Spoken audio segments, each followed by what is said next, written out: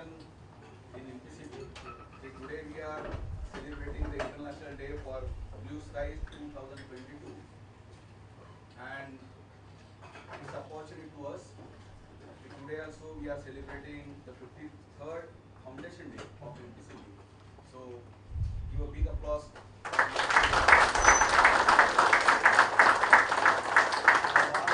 Honorable Chairman Sri Gerard sir, Honorable Member Secretary Maharashtra Pollution Control Board Ashok Shingare sir, all the HODs, all the dignitaries, Dr. Mortality, he is the coordinator for this program. So for both subjects, we are celebrating this International Day of Clean Air for the blue skies. Just now I spoke with the Honorable Speaker. I'm listening the first time for the first year. Is such kind of day celebrating across the India, across the world. So just he said, this is the third year, but this year prominently the government had taken a lot of initiative. At least people should aware the most important thing is the clean air, and we should take our environment, or the healthy environment, we should always be respect to create a great clean air, and that's why today we are celebrating this. आजच्या दिवसाचं खूप जास्त महत्त्व आहे आणि त्याकरता आपण हा दिवस आजचा सेलिब्रेट करतोय. प्रत्येक दिवसच खऱ्या अर्थाने क्लीन एअरचा सेलिब्रेट करण्याची नितांत गरज आहे, पण किमान त्याची जाणीव जागृती व्हावी या निमित्तानं आज आपण सगळ्यांनी एकत्र आलो. त्या ठिकाणी जराळ साहेब आणि शिंगारे साहेबांचं मनपूर्वक स्वागत करतो. आणि या निमित्तानं आजच्या दिवसाचं महत्त्व, the importance of the day, what is the theme behind of this, that is the air we share, that is the theme for this day. So I just hand over to Dr. Mortality. He is the main coordinator for this program to explain about the theme of the day and about the foundation day. Before that, I just would like to request Honorable Shingare sir to warm welcome Honorable Chairman sir Abasef Gerard to hand over to you. त्यांचं बुकेतून आपण स्वागत करावं त्यांना विनंती करतो.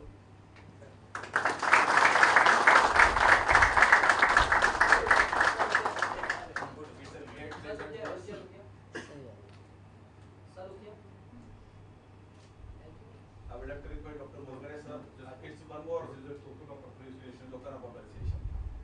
Thank you very much.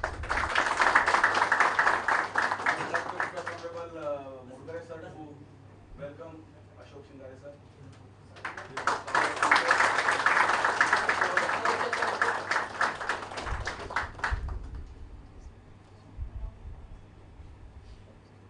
With the books.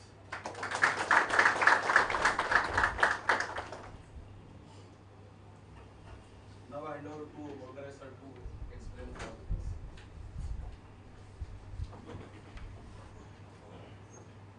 Thank you, my colleagues, respected Chairman sir, respected Member Secretary sir, my colleagues, HODs, all my regional officers, speakers, all the IORs who are listening to online and hybrid mode also, on the occasion of International Day for Blue Sky 2022, and also the 53rd Foundation Day of Maharashtra Pollution Control Board. I welcome you for this auspicious day. The theme of today's program is the air we share. Coincidentally, this happens to be the Foundation Day of Maharashtra Pollution Control Board. This was one of the first board which was established way back in 1970. So today we are celebrating this. Last 2 years due to the COVID, we could not celebrate. This was only on a online board, and Honorable the then Minister Javadekar sir addressed the gathering. And now this all the 30 non-attainment cities, 19 non-attainment cities and agglomeration, all are celebrating this day in Maharashtra. One of the main important occasions is that all our buildings of BMC, Navi Mumbai or Thana Municipal Corporation are illuminated with a blue lighting color. is one of the great we can congratulate under the dynamic leadership of Honorable Chairman Sir and our dynamic Chief Executive Officer, Member Secretary. Within a second, he has given the mood of this, go ahead with this program. I once again welcome all you for this on this occasion and also on the occasion of Board's 53rd Foundation Day. Before we start for the air we share program on the International Day for Clean Air for Blue Skies, I request our EIC team, IT team to play a video on our Foundation Day. Then we can start the program for this International Day for Clean Air. Thank you, sir.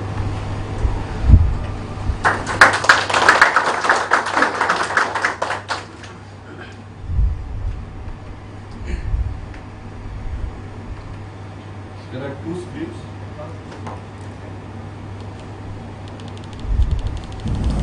The connection between the environment and Indian culture dates back to the prehistoric era where sacred groves were venerated around every village, thus consolidating preservation of nature, environment, and resources as fundamental beliefs in Indians. This statement can be supported by the fact that India passed its first pre-independence law, the Bengal Smoke Nuisance Act in 1905 to abate air pollution. Things radically altered from pre-independence to post-independence, with Green Revolution being replaced by Industrial Revolution.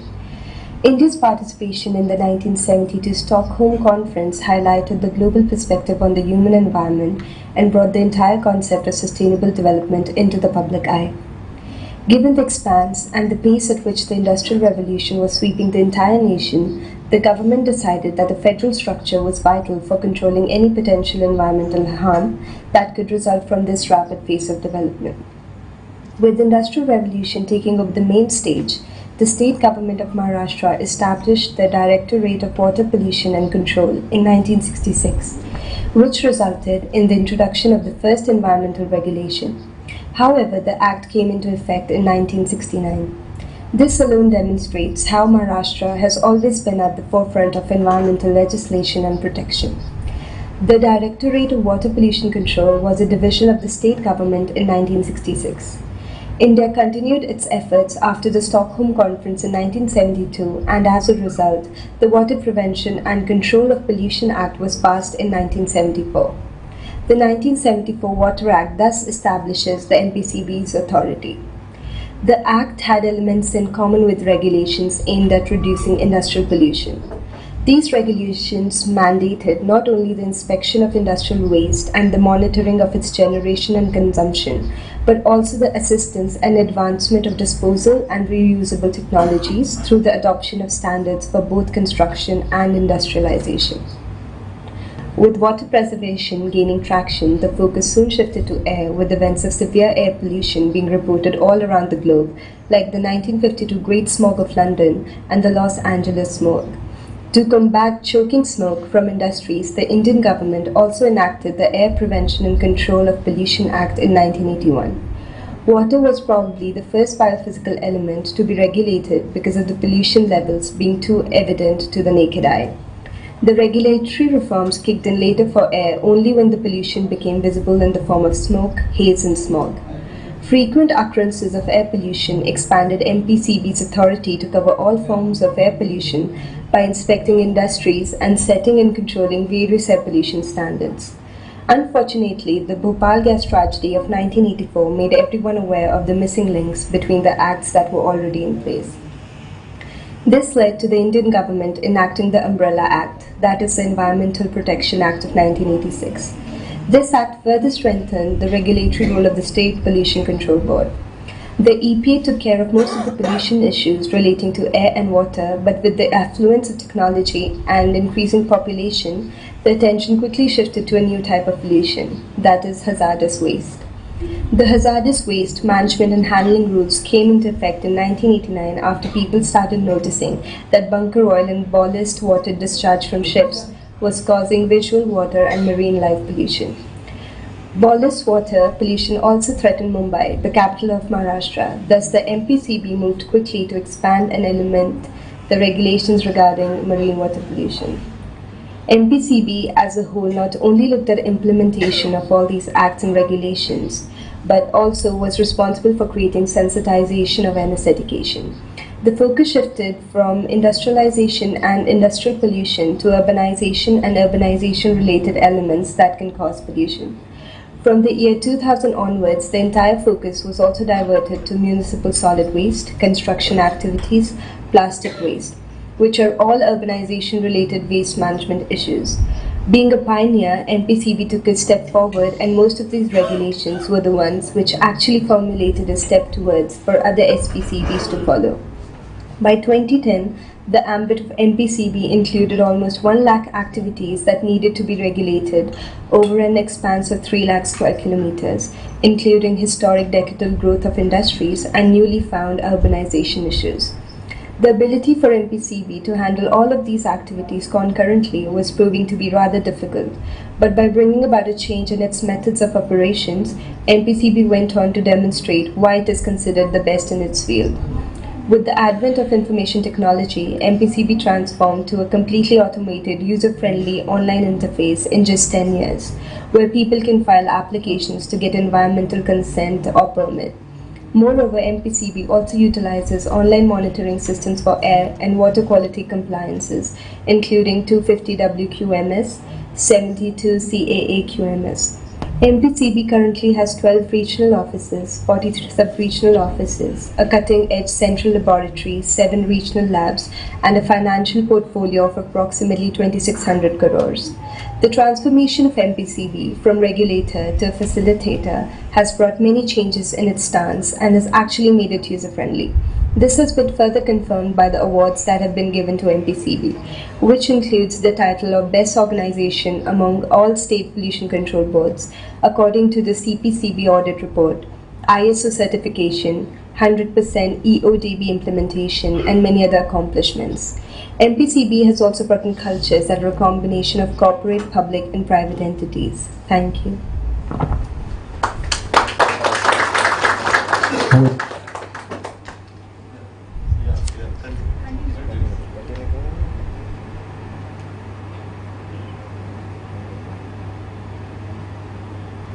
Hello everyone, on this beautiful occasion of Blue Sky Day and the 53rd Foundation Day of Maharashtra Pollution Control Board, the Honorable Member Secretary of Maharashtra Pollution Control Board has addressed the citizens of Maharashtra on the Foundation Day. नमस्कार. महाराष्ट्र प्रदूषण नियंत्रण मंडळ 52 वर्षाची वाटचाल पूर्ण करून 53व्या वर्षात पदार्पण करत आहे. या वर्धापन दिनानिमित्त मी महाराष्ट्र प्रदूषण नियंत्रण मंडळाच्या सर्व अधिकारी कर्मचाऱ्यांना प्रथमतः मनपूर्वक शुभेच्छा देतो आणि त्यानंतर महाराष्ट्रातल्या पर्यावरण स्नेही जनतेला महाराष्ट्र प्रदूषण नियंत्रण मंडळाच्या वतीनं मी शुभेच्छा देतो.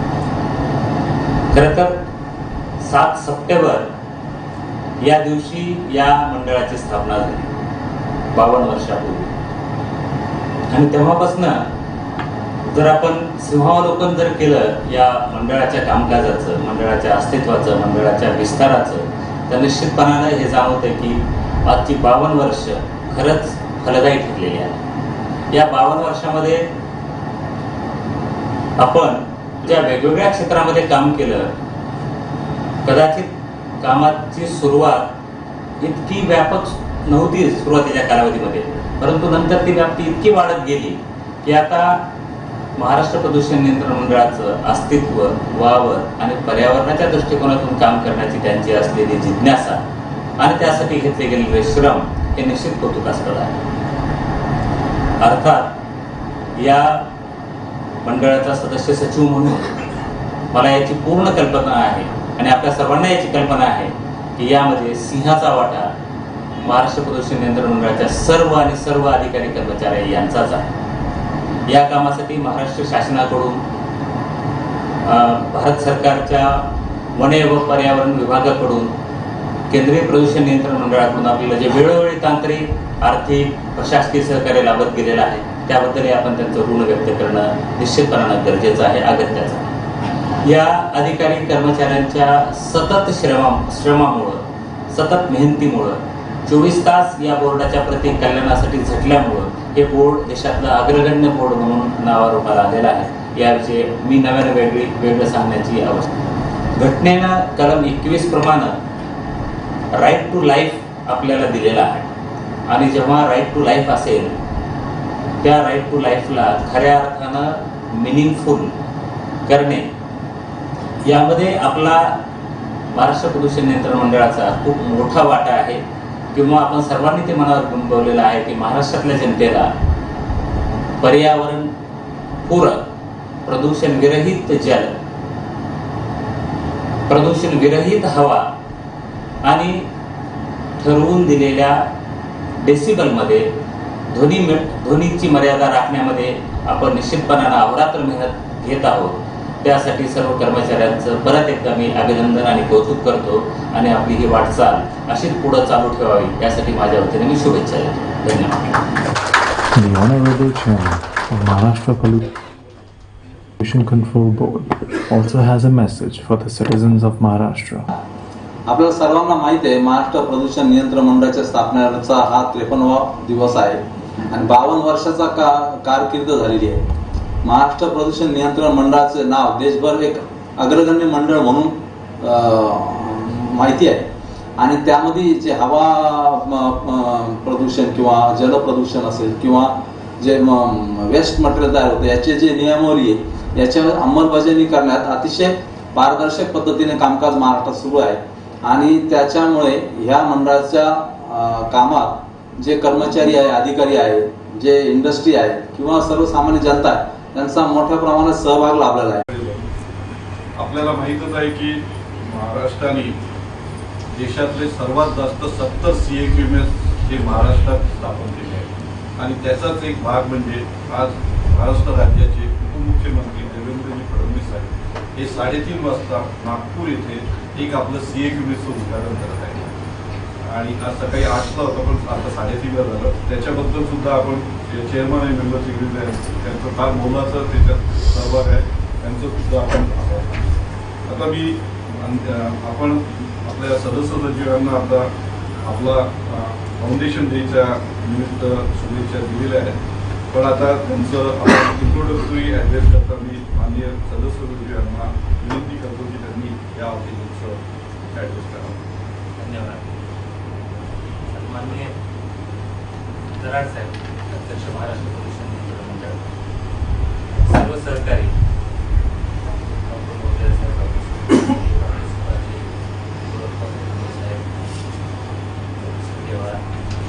संजय आणि सगळे विभाग प्रमुख, कार्यकारी कर्मचारी, महाराष्ट्र प्रदूषण नियंत्रण मंडळामध्ये प्रत्यक्षपणाने असलेले सगळे स्टेक होल्डर यांचा आज खरं तर मी मनपूर्वक हार्दिक अभिनंदन करू इच्छितो आणि शुभेच्छा देऊ इच्छितो. संदेशामध्ये म्हटल्याप्रमाणे 52 वर्षाचा कालावधी आपण या मंडळासाठी व्यतीत केलेला आहे. या शब्दामध्ये अर्थ असा आहे की आपण धनाने या बोर्डासाठी काम करत आलेलो आहोत.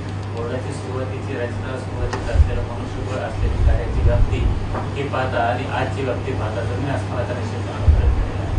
काम इतकं मोठ्या प्रमाणात प्रचंड पद्धतीनं वाढलेलं असतानाही आपण त्याला पुढं करण्याचा प्रयत्न करत आहोत आणि एक निश्चितच आपलं या मंडळाच्या प्रती असलेलं डेडिकेशन किंवा समर्पण दाखवण्याचं आहे.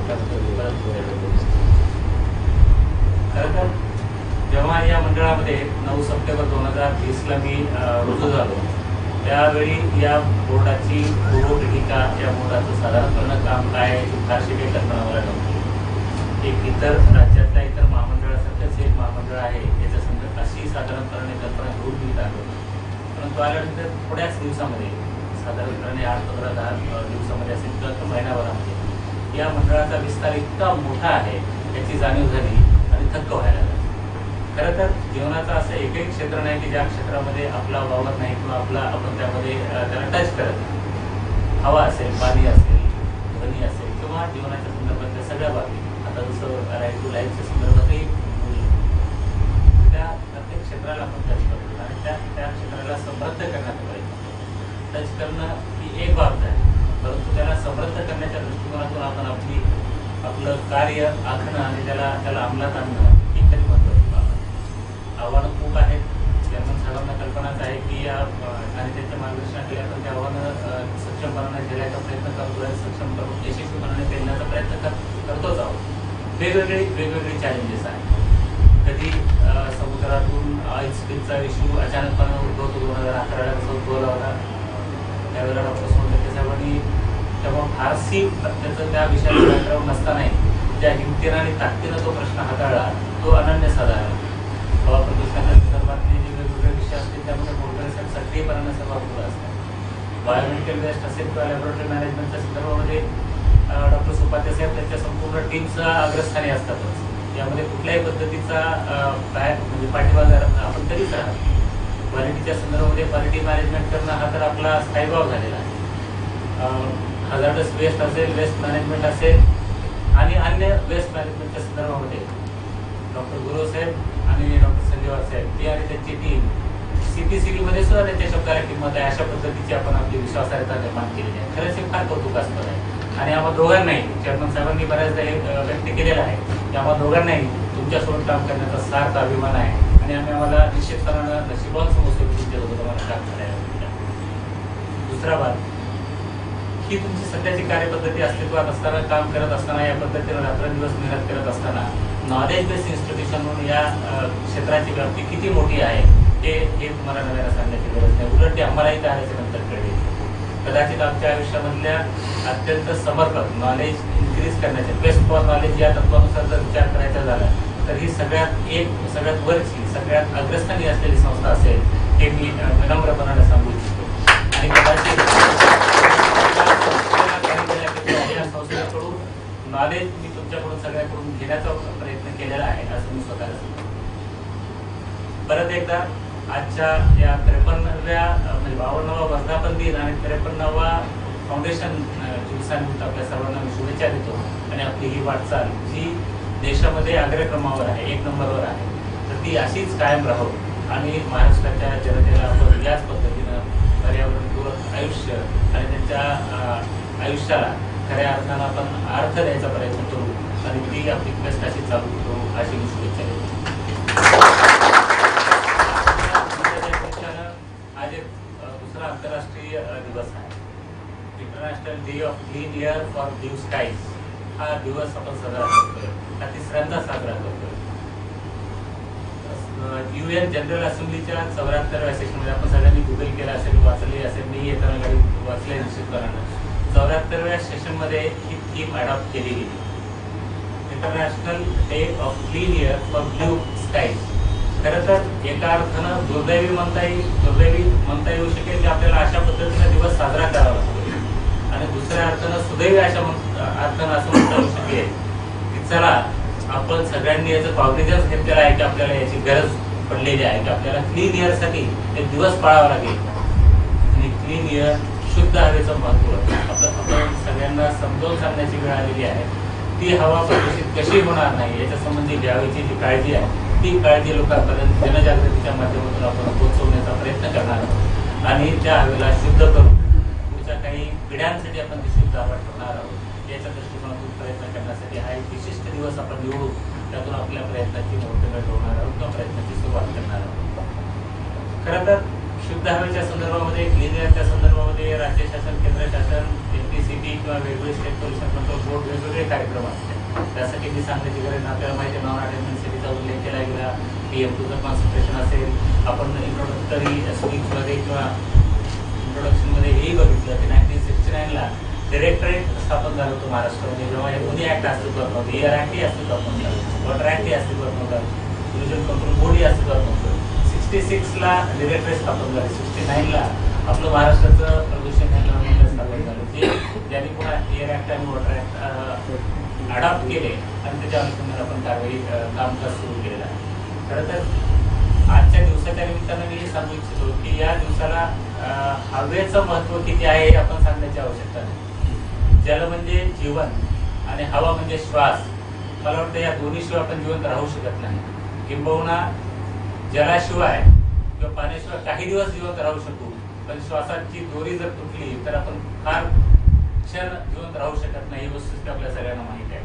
परंतु आपल्या दैनंदिन कामामध्ये, जीवनाच्या आपाधापीमध्ये ज्याला आपण म्हणतो, त्यामध्ये हे आपण विसरून गेलेलो आहोत की शुद्ध हवा आणि हवेची निरोगी हवा आपल्याला मिळण्याच्या अनुषंगानं आपण जाणीवपूर्वक प्रयत्न करणं गरजेचं आहे हे आपण विसरून गेलो.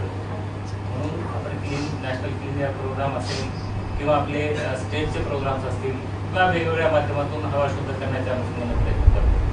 नॅशनल क्लीन एअर प्रोग्राममध्ये एका अर्थानं कधी कधी असं वाटतंय की आपण 19 शहरं माझ्या राज्यातून आपल्या महाराष्ट्रातून 19 शहरं नॅशनल क्लीन एअर प्रोग्राममध्ये निवडली गेलेली आहे. ही काय फार अभिमानाची गोष्ट नाही. ठरवून दिलेल्या हवेच्या मानकापेक्षा या शहरांमध्ये हवेची मानकं किंवा हवेचं शुद्ध हवेचं प्रमाण निश्चितपणानं कमी आहे म्हणून निवड झालेली आहे. तर हे एक आपण चॅलेंज स्वीकारून या शहराचे आपण सिटी ॲक्शन प्लॅन तयार केलेले आहे. या सिटी ॲक्शन प्लॅन्स हे एका शास्त्रीय आधारावर सिद्धांतावर तयार केलेले आहे. या प्रत्येक शहरांमध्ये आपण तिथे स्टडी केली आणि त्या स्टडीच्या माध्यमातून की त्या शहरातल्या हवेला साधारणपणे प्रदूषित करणारे घटक कोणकोणते आहेत आणि ते घटक आपल्याला प्रमाणामध्ये ठेवण्याच्या अनुषंगाने आपल्याला काय व्यवस्था करावी लागेल या तत्वावर आधारित आपण सिटी ॲक्शन प्लॅन केले आणि त्या सिटी ॲक्शन प्लॅनची मंजुरी केंद्रीय प्रदूषण नियंत्रण मंडळाकडून मिळाल्यानंतर आपण त्याची अंमलबजावणी शहरांच्या माध्यमातून सुरू केली आहे. खरं तर हाही काही जणांच्या मनात प्रश्न आला असेल की आपण शहरांची हवा शुद्ध करण्याचा प्रयत्न करतोय परंतु शहराला किंवा हवेला शहराच्या किंवा भौगोलिक सीमा असतात का हाही प्रश्न कदाचित तुमच्या मनामध्ये आला असेल किंवा सगळ्याच्या मनामध्ये स्वाभाविकपणे येऊ शकतो. कुठल्याही हवेला वातावरणाला पर्यावरणाला भौगोलिक देशाच्या राज्याच्या किंवा आंतरराष्ट्रीय सीमा नाही आहे त्याची आपल्याला कल्पना. त्यामुळं हवेचं शुद्ध हवा ठेवणं हे जसं साधारणपणानं आपलं स्वतःचं कर्तव्य आहे समजायला आपल्याला वेळ लागतो आणि हे जे काम आहे ते दुसरं कोणीतरी करावं आणि मी त्याचा उपभोग घ्यावा ही भूमिका आपल्याला बदलून ती हवा शुद्ध करण्यासाठी बाउंड्रीज नसल्यामुळं सीमा विरहित असल्यामुळं त्या शुद्ध हवेची निर्मिती किंवा ती हवा प्रदूषित होणार नाही याची सुरुवात आपण आपल्यापासूनच सुरू करण्याची गरज निर्माण झालेली आहे. जेव्हा आपण आपल्या कुटुंबात असतो त्या कुटुंबामध्ये आपणच आपली हवा शुद्ध करण्यासाठी आपल्या कुटुंबातलं वातावरण निरोगी ठेवायचा प्रयत्न केला. निरोगी म्हणण्यापेक्षा हवा शुद्ध ठेवण्याचा जर प्रयत्न केला नाही तर पहिल्यांदा प्रदूषित हवेचा लाभ वाईट अर्थानं असेल का होईना आपण आपल्या कुटुंबातले सदस्य पहिल्यांदा घेणार आहे आणि नंतर बाकी जग किंवा बाकी समाज त्या प्रदूषित हवेला सामोरं जाणार आहे. त्यामुळे आपण निश्चय केला पाहिजे आजच्या या दिवसापासून की आपण international day of clean air for blue skies करत असतात. अर्थात ब्ल्यू स्काईज कधी दिसतील आपल्याला जेव्हा आपली हवा शुद्ध असणार आहे तेव्हा दिसतील. आपण कोविडच्या कालावधीमध्ये बघितलं काही दिवस आपल्या इंडस्ट्रीयल ऍक्टिव्हिटीज बंद होत्या, डोमेस्टिक ऍक्टिव्हिटी बंद होत्या, ट्रान्सपोर्टच्या ऍक्टिव्हिटी बंद होत्या. त्यामुळं आपण नवी मुंबईतून फार मुंबईचा पूर्ण भाग दिसत होता. काही ठिकाणी मुंबईच्या समुद्रामध्ये डॉल्फिन दिसले अशा बातम्या वाचण्यात आल्या होत्या आणि तेव्हा मसुरी किंवा त्या परिसरात असताना तिथनं हिमालयाची काही शिखरं दिसत होती. तर ही जी जाणीव आहे जी आपल्याला कोविड नाही दिली. खरं तर आपत्ती में अवसर हा जो एक शब्द आहे त्यातून आपण हे निश्चितपणानं समजून घेतलं पाहिजे की आपल्याला या आपत्तीची जाणीव झालेली आहे. प्रदूषित हवा ही आपल्याला आपल्या समाजाला आपल्या कुटुंबाला घातक आहे. तसंच आंतरराष्ट्रीय आणि आंतरराष्ट्रीय स्तरावरच्या मानवजातीला घातक आहे. तर यातून आपण अवसर काय आहे तर तो ही हवा शुद्ध करण्यासाठी आणि मानवजातीच्या कल्याणासाठी आपण प्रयत्न करणं गरजेचं आहे. या निमित्तानं आपण आजच्या या दिवसाचं महत्त्व ओळखून काम करूया. हवा प्रदूषणाच्या संदर्भामध्ये आपल्याला कल्पना आहे की हवेतून होणारी रोगराई किती मोठ्या प्रमाणावर आहे याचं मी सांगण्याची आवश्यकता नाही. वेगवेगळ्या राष्ट्रीय आणि आंतरराष्ट्रीय स्तरावरती जे मेडिकल जर्नल्स आहेत ॲनल्स आहेत त्याच्या माध्यमातून ही माहिती आपल्याला जगासमोर आलेली आहे आणि काही ठिकाणी पर्टिक्युलरली रेस्पिरेटरी डिसिजेसमध्ये 90% आसपास प्रदूषित हवेमुळे होत आहेत अशा पद्धतीचा डेटाबेस आहे जो काही ठिकाणी रेफरन्स WHO असतील किंवा अन्य रेफरन्सच्या माध्यमातून दिला गेलेला आहे. त्यातून आपण हे जाणीव झाली पाहिजे की प्रदूषित हवा हे किती जीवनासाठी किती घातक आहे हे समजून आपण त्या हवेच्या प्रदूषण दूर करण्यासाठी काम केलं पाहिजे. हवा प्रदूषणाची मानकं निश्चित कर याच्यासाठी पहिला मुद्दा असा तर प्रदूषित किती झालेली आहे किंवा किती होणार आहे तर याच्या संदर्भातली आपली नियंत्रण किंवा मॉनिटरिंग व्यवस्था काय आहे याच्या संदर्भात आपण विचार केला आणि मला आनंद आहे की डॉक्टर मोरगरे साहेबांच्या नेतृत्वाखाली आपल्या महाराष्ट्र प्रदूषण नियंत्रण मंडळानं आम्ही दोघेही सन्माननीय अध्यक्ष महोदय आणि मी येण्याच्या पूर्वीपासून या क्षेत्रामध्ये आपण खूप वर्षापासून काम करत आहे. ही आपल्याकडे असलेली सतत continuous ambient air quality monitoring stations आणि monitoring stations air monitoring stations यांची संख्या आपण खाजगी क्षेत्राच्या माध्यमातून शैक्षणिक संस्थांच्या माध्यमातून ज्या 100-150 ठिकाणी आपण निर्माण केलेली आहे ते खरंच अत्यंत रोबस्ट असलेली आहे. आणि आपले जे कंटिन्युअस अँबिएंट एअर क्वालिटीचं स्टेशन आहे त्याचं आज सन्माननीय उपमुख्यमंत्री महोदयांच्या हस्ते आज उद्घाटन पण होतं. त्याचा खरंच आपल्याला आनंद आहे की या कार्यक्रमाचं महत्त्व सन्माननीय मुख्यमंत्री महोदयांनी माननीय उपमुख्यमंत्री महोदयांनी जाणलेलं आहे. त्यामुळे त्यांनी या कार्यक्रमासाठी वेळ दिलेला आहे. आपण त्यांचं खरं तर अभिनंदन करूया, कौतुक करूया. आणि राज्य शासनाची असलेली आपल्याला हे जे पाठबळ मिळत आहे त्या पाठबळाचा आपण उपयोग करून आपल्याला रीत केलेली कर्तव्य आपण टेकोरपणे करण्याचा आपण प्रयत्न करूया. आजच्या या दिवसाच्या निमित्त मी आपल्या सर्वांना शुभेच्छा देतो आणि आजचा फाउंडेशन दिनाच्या निमित्ताने आपल्याला शुभेच्छा देतो. माझे दोन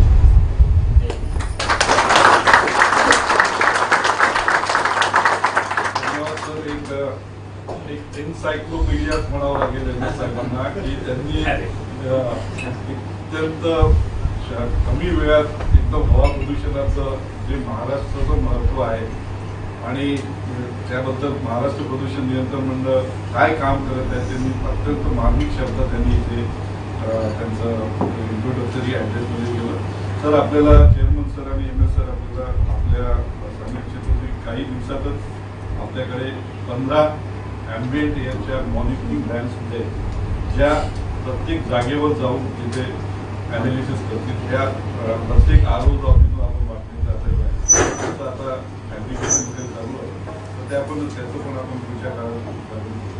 धन्यवाद सर आपल्या इंट्रोडक्टरी ॲड्रेसबद्दल आमच्या या मी आता माननीय चेअरमन सर बाबासाहेब कराड साहेब यांना विनंती करतो की आजच्या ऑकेजनचं कीनोट ॲड्रेस त्यांनी सर्वांना सांगतो.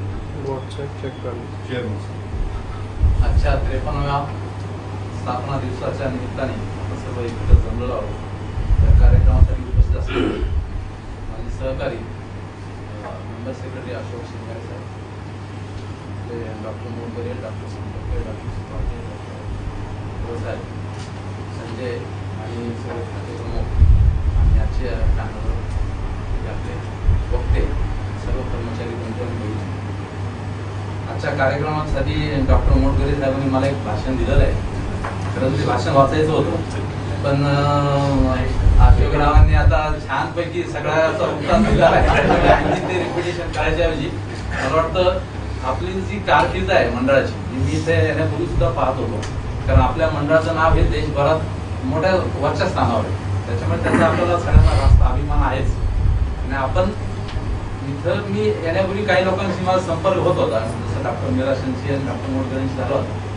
त्या भाऊचा जो विषय होता त्या निमित्ताने आणि एमआयडीसी मध्ये जेव्हा मी होतो तेव्हाही थोडाफार संपर्क यायचा.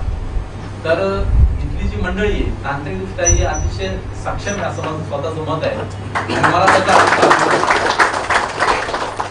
मी जेव्हा इथे आलो जसं अशोकराव सांगत होते त्यांचा आल्याचा मला इथं आल्यानंतर एक नवीन क्षेत्र सापडल्याचा भास झाला. आपण सर्व सायन्स ग्रॅज्युएट आहोत. सायन्स शिकलो 11वी पासून 10वी पासून चालू असतं ग्रॅज्युएशन पोस्ट ग्रॅज्युएशन पर्यंत. नंतर कामाच्या निमित्ताने येतो पण सब्जेक्ट म्हणून आणि त्याची आवड म्हणून तो इथे खूप मला आवडायला लागला. आणि आपले सगळे जे एक्सपर्ट लोक आहेत बऱ्याच वेळा मी यांच्याशी इंटरॅक्शन माझे चालू असतात सर्वांशी चालू असतात यांचे छोटी. आणि मला तेव्हा हा सब्जेक्ट जो म्हणजे असं वाटतं का आपण हे जेव्हा शिकवतो तेव्हा एवढा खोला जाऊन का नाही केला आणि पुढे सुद्धा का नाही केला. कारण बऱ्याच गोष्टी पण इतक्या नाविन्यपूर्ण गोष्टी त्याच्या जाणवल्या मला. जसं आपण म्हणतो आपल्या त्या मी बऱ्याच वेळा माझ्या डायरीत असतं मी जेव्हा मोकळा वेळ मिळतो तेव्हा मला वाचायला आवडतं.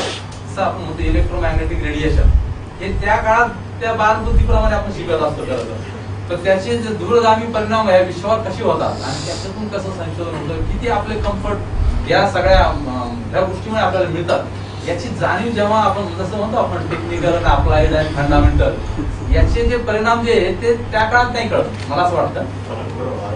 ते आपण एक भोकंपट्टी सारखा अभ्यास करतो मार्क्स भरपूर मिळतात नंतर विचारल्यानंतर त्याचे दूरगामी परिणाम काय होते आणि ह्या मानव जातीला किंवा अखंड विश्वाला त्याचे परिणाम कसे मिळतात आपल्याला. आणि हे अद्भुत आहे अभूतपूर्व आहे असं मी म्हणेल. आणि मग ते वाचण्याची सवय लागली लोकांना खूप वाचन चालूच असतं त्या निमित्ताने. जसं अशोकराव म्हटले ते कोविडच्या काळात जे जसं पोल्युशन कमी झालं मला खरोखर अनुभव आहे. मी तेव्हा त्या राणीच्या बागेत राहत होतो आणि बाहेर फिरत होतो. ते भारद्वाज पक्षी फार कमी लोकांना दिसतात असं तर ते अखंड म्हणजे तिथे कधी नाही दिसलेलं मी पहिल्यांदा पाहिले. सोनेरी पंख असतात ते बऱ्याच लोकांनी पाहिले असेल आता. आणि मग ते पहिल्यांदा ते दिसायला लागले. म्हणजे आश्चर्य, एक तर तो लाजाळू पक्षी असतो सहसा दिसत नाही. त्याच्यानंतर मी तिथे राहतो आता बांद्रा BTC हा एरिया तसा काही फार म्हणजे फॉरेस्टचा नाही, पण तिथे सुद्धा दिसतात. म्हणजे याचा जसं ते नेचर पार्क आहे बाजूला माहिती, तिथे मी सुद्धा जाऊन आलो आणि तिथे सुद्धा जाणवलं म्हणजे निसर्ग आणि आपलं जे नातं आहे ते आपण जेव्हा खोलात जाऊन बघायला लागतो एखाद्या पक्षाकडे, मग ते आपल्याला जाणवायला लागतं की ह्या विश्वामध्ये किंवा आनंद घेण्यासाठी खूप गोष्टी आहेत. आणि त्या विभागात आल्यानंतर मला जाणवलं इतर वेळेस इतर अन्य ठिकाणी क्षेत्रात काम काही चांगलं नाही असं नाही, ते सुद्धा चांगलंच असतं आणि तिथे खूप आपल्याकडून सेवा होतच असते. परंतु आपल्याला एखाद्या गोष्टीची माहिती होणं, त्याची आवड निर्माण होणं हे इथे जाणवतं. आणि ते आपले सर्व कर्मचारी जे म्हणजे आपले टेक्निकल मध्ये असतात नॉन टेक्निकल, यांना अतिशय मी पाहिलं अतिशय रुजूता आहे, नम्रता आहे, सिन्सिअर आहे. आणि इतक्या कमी मॅनपॉवर आहे आपल्याकडे. खूप मॅनपॉवर खूप मोठा असायला पाहिजे. आपला प्रस्तावही गव्हर्नमेंटकडे गेलेला आहे, पण ठीक आहे तो होत नाही, तो भाग वेगळा. परंतु तुम्ही एवढ्या कमी संख्येमध्ये एवढं मोठं काम जे करतात त्या, आणि देशामध्ये सगळ्यात इंडस्ट्रियलाइज स्टेट हे महाराष्ट्र आहे. त्याच्यामुळे इथले कामाची आवाका सुद्धा खूप मोठा आहे. आता तुम्ही समजा तिकडे उत्तराखंडला गेलं ती इंडस्ट्री, मी बिहारला इलेक्शन ऑब्झर्वर गेलो होतो, मला एकही इंडस्ट्री दिसली नाही. आता तिथल्या पोल्युशन बोर्डाला काही काम आहे की नाही, काम नसलं तरी फार त्रास असतो आपल्याला भरपूर काम आहे, ते चांगलंच आहे. तर आपल्या मंडळाची वाटचालची 50-52 वर्ष झाली आणि आता 53 दिवस करतो आपण. आणि आजचा हा आंतरराष्ट्रीय दिवस ब्लू स्कायचा, मला वाटतं याचा कोइन्सिडन्स आपल्याला माहित नव्हतं भविष्यात असं एक दिवस निश्चित होणार आहे. आपण म्हणतो द्रष्टापणा किंवा द्रष्टा नाही म्हणता त्याला, झालाय तो विलक्षण योगायोगच म्हणा, पण ते दोन्ही दिवस एकत्र आले. आपला स्थापनेचा दिवस आपल्याला काही आठवण करून द्यावा लागेल, म्हणजे आपल्याला राहील का आपलं आकाश हे स्वच्छ आणि सुंदर आणि निळं दिसलं पाहिजे, ही ठेवण्याची जबाबदारी आपल्यावर रेग्युलेटर म्हणून आली. पण आपण याच्यामध्ये प्रबोधनाचं खूप मोठं कार्य केलं. जेव्हा ह्या गणपती उत्सवानिमित्त संजयने मला डॉक्युमेंट्स दिले, ते मी पाहिले इतके कार्यक्रम आपण घेतोय. म्हणजे मुलांच्या स्पर्धा घेतोय, चॅनलवर जातोय, प्रिंट मीडियात जातोय, ते स्पर्धा पथनाट्य करतायत, पंढरीची वारी करतायत. तुम्ही जाऊन आले वारीला त्याच्यामुळे. तर इतके प्रबोधनाचे कार्य आपण हातात घेतलेले आहे. म्हणजे नुसतंच एक रेग्युलेटरी पोलिसासारखा दंडा घेऊन आपण काम करत नाही, आपल्याला दोन्ही काम करावं लागतं. ते दंडाला दाखवाच लागतो, तो आपला कायद्याने दिलेली जबाबदारी, पण त्याच्याबरोबर आपण लोकांचं प्रबोधन करणं, लोकांना. आणि निश्चितच मला वाटतं बऱ्यापैकी परिणाम झालेला आहे. जसं मी माझ्या एका भाषणात सांगत होतो तर मुंबई महानगरपालिका अशोकराव 10,000 टन मेट्रिक टन दररोजचा कचरा आहे, पण त्याचं सेपरेशन केलं, ते प्रबोधन केलं, प्लास्टिक बंद केलं, हे करत करत आज 6,500 टनावर आलं. म्हणजे वास्तविक 10,000चं 15,000 व्हायला पाहिजे होता 5 वर्षात, तो 6,500-7,000 टनावर गेला. आणि म्हणजे त्याची वाहतूक कमी झाली, ते डम्पिंग ग्राउंडचे प्रश्न मिटले, म्हणजे एकाला एक इफेक्ट असतात ते कमी झाले. आणि प्रचंड पैसा सुद्धा महानगरपालिकेचा त्याचा वाचला. तर एखादी कार्य जर हातात घेतलं तर त्याचे दूरगामी चांगले परिणाम सुद्धा खूप असू शकतात. आणि ते कार्य मला वाटतं आपल्या महामंडळावर आलेलं आहे. आणि जसं अशोकरावांनी सगळं तुम्हाला म्हणजे सब्जेक्ट वाईज डिटेल सांगितलेलं आहे, तेवढा मला काही बोलायची गरज नाही आणि मला तेवढे डेप्थ मी जात नाही. पण तुम्ही सर्व क्षेत्र कव्हर केलेले आहे, अतिशय चांगली बाब आहे आणि मला त्याचा निश्चित आनंद आहे. आणि आपण सगळं असंच काम या लोकांसाठी, या विश्वासाठी, या आकाशासाठी करत राहू असं मला वाटतं. आणि मी सर्वांना या निमित्ताने शुभेच्छा देतो. आता हे जे एक्सपर्ट मंडळी आले त्यांचं मला जरा थोडं ऐकायचं आहे, म्हणून मी माझे 2 शब्द लवकर थांबवतो. जय Maharashtra.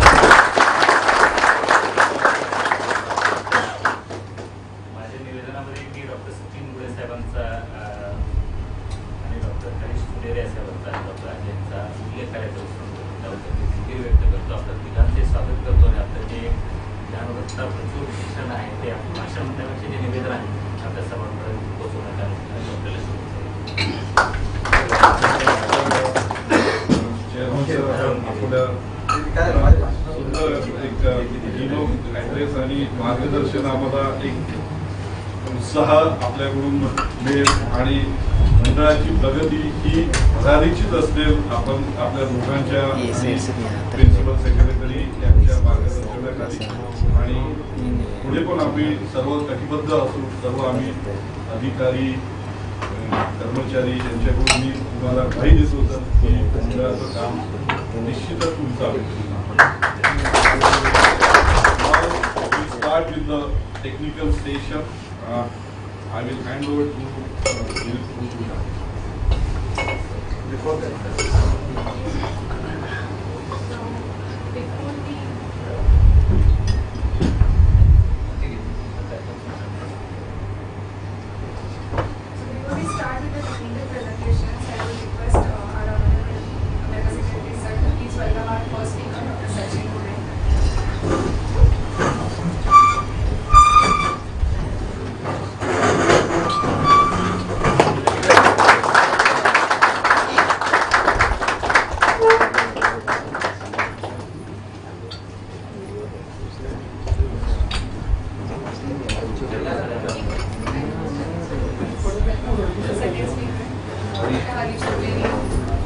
He is a professor at IIT.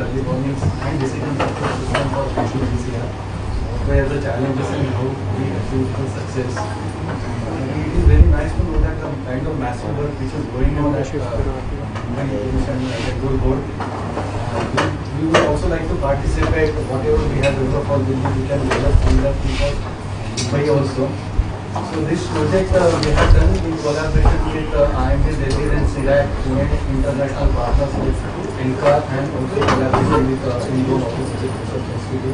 and the system is currently used by IMD, MOH, CPCB and Commission for Air Quality Management in Delhi NCR region. The main objective of the system was to develop a very high resolution reliable air quality prediction system for urban scale to state level and also develop a reliable decision support system for better air quality management in the metropolitan city of India. So we started as a demonstration project during 2010 Commonwealth Games to predict the air quality in Delhi during the Commonwealth Games period. We set up a air quality forecasting system for Delhi NCR region. We also set up some monitoring stations to monitor the daytime air quality in Delhi and also to predict the air quality in Delhi. So although that system was very useful to provide the information about air quality in Delhi, but then soon we realized that the system is miserably failing to predict the air quality in Delhi during winter season.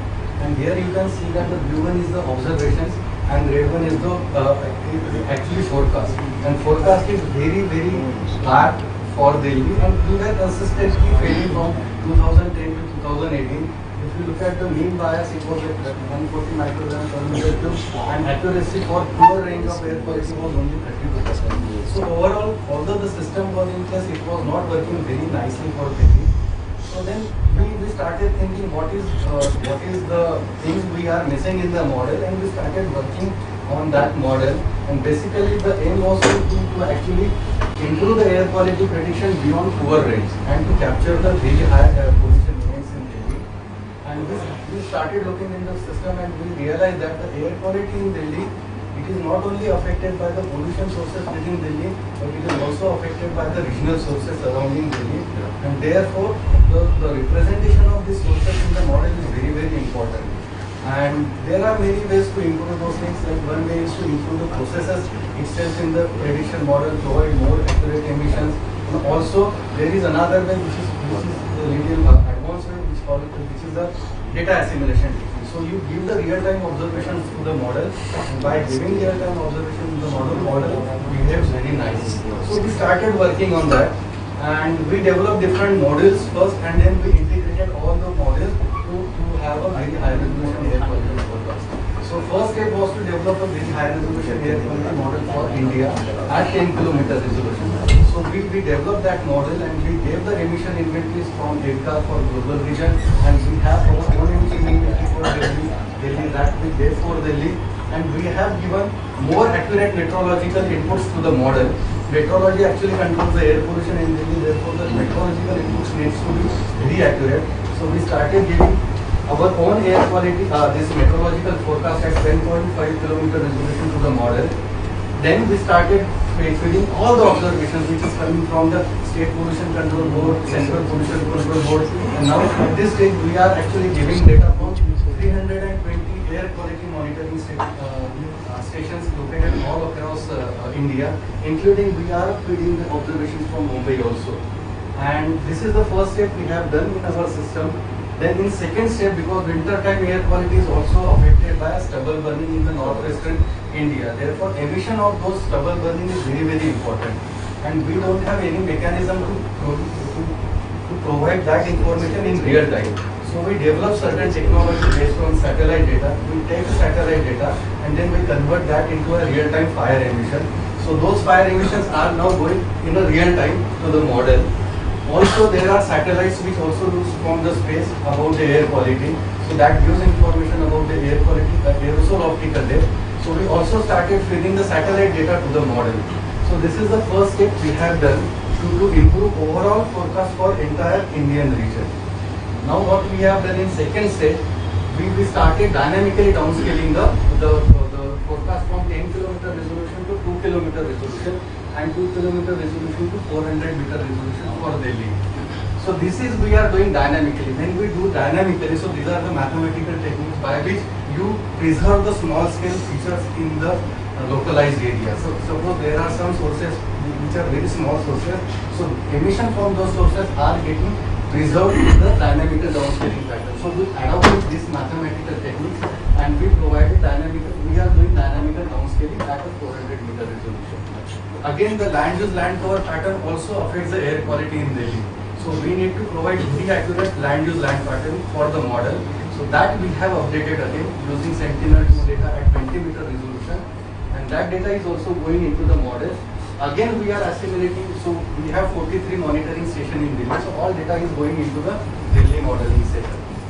So this is the second step we have done, and this is the high resolution emission inventory for Delhi at 400 meter resolution. That emissions are also going into the model. And again, observations from the CAQM are also going into the model. So here you can see that once you assimilate the data, real-time observations, so there is the importance of real-time observations which we are setting up. When we feed that data set to the model, here you can see that these are the observations from MPCB in Delhi during winter period.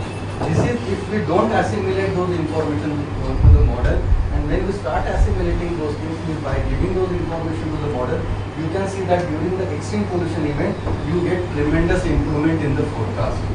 Similarly, when you start assimilating satellite data, again here you can see that this is observations, this is model without giving observations, and this is how when you do observations, how accurately you see the observation.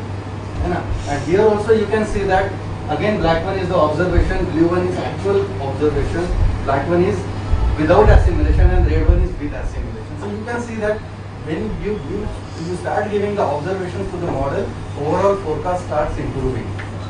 So this is first step. In second step, here also you can see that when we started giving the fire emissions, you can see that black one and red one is getting matched.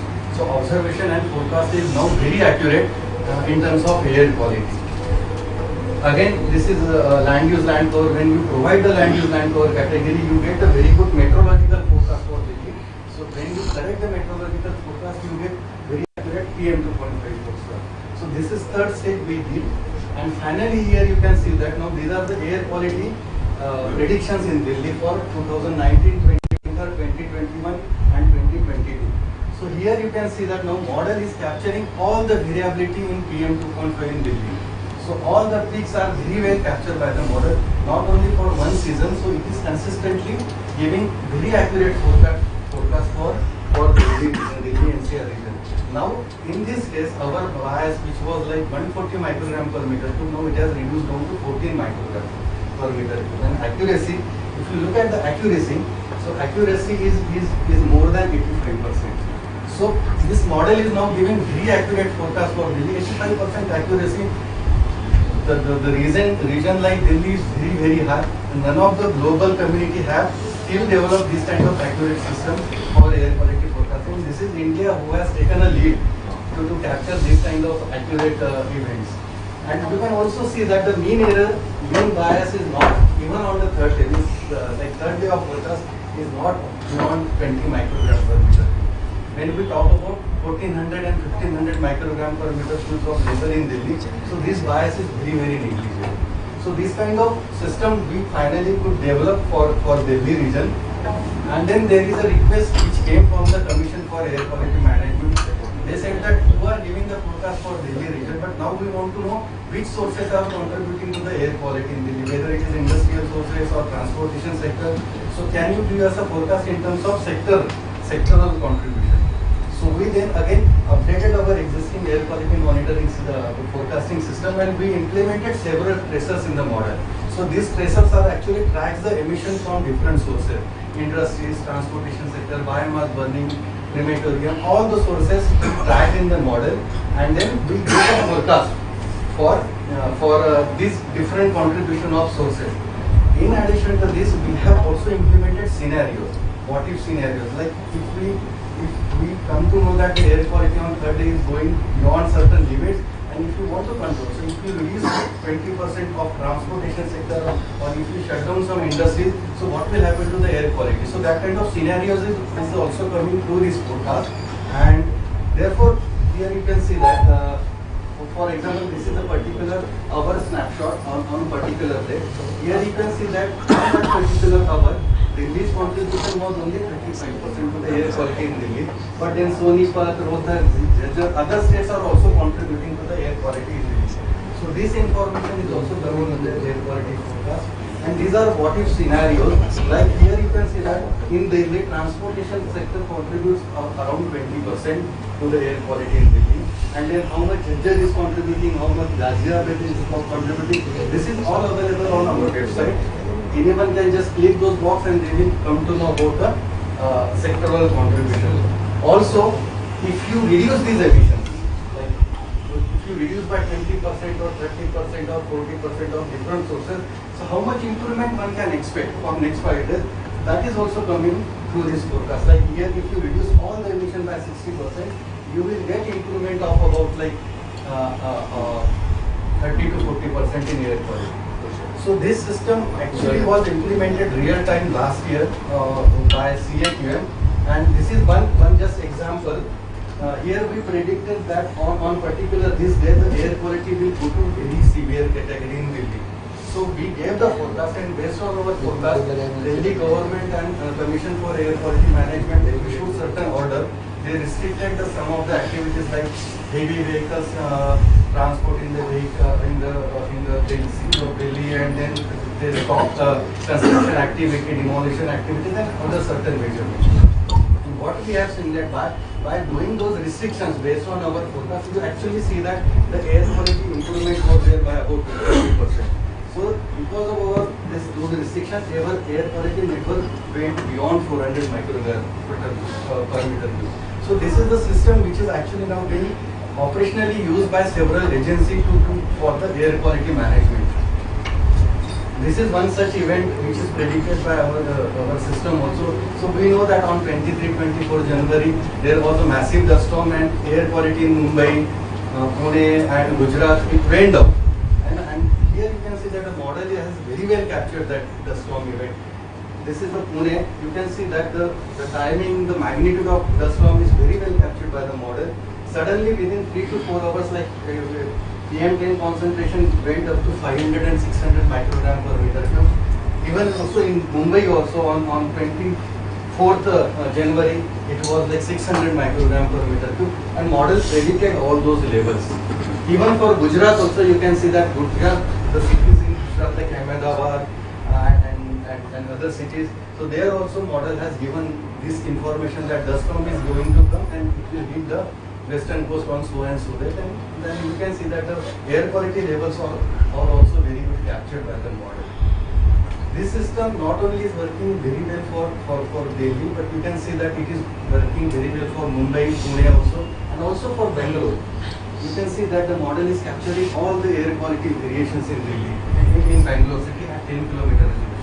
So this improvement is occurring because of we have a 10 air quality monitoring station in Bangalore, and that data is going into the model continuously. Yeah, now we have developed in collaboration with CDEC that if we want to have some kind of area-specific prediction, like some industries is sitting and how much it is polluting in our surrounding area. So for that also we have developed this capability. So we are giving inputs from our air quality model, and then we are running this computational fluid dynamical model, which will tell you about how much the spread of that pollutant will be in that area. So that kind of development we are now doing in collaboration with CDEC. This is another point. And these are the way forward, because one of the most constraint is emission inventory for the model. Whenever you give very accurate emission inventory, your model will behave very nicely. So there are different techniques which are now coming in. We don't need to go for surveys every time but now there are satellite data which is looking at 4 meter and 5 meter resolution. So we can use that technique to actually capture those emission hotspots and provide to the model. And my feeling is that once we do that, we will also improve our prediction beyond 82% accuracy.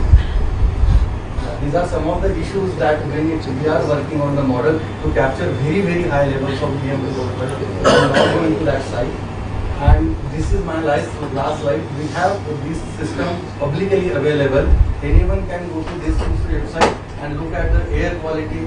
You have different stats. You can look at the air quality at Pune, Mumbai, Bangalore, Patna, Lucknow, Calcutta, and also you get a regional distribution from where the pollution is coming. All this information is available on this website. And also, if you want to look at the source contribution, this is also available on VSS website. Thank you so much. We would like to have an association with the Indian Institute of Professional Thank you. Thank you, Sachin. Very nice. What IIT has been exceptional in terms of implementation of all this. Like to have a hands-on this, modeling and prediction effects. I request our Honorable Chairman Sir to please present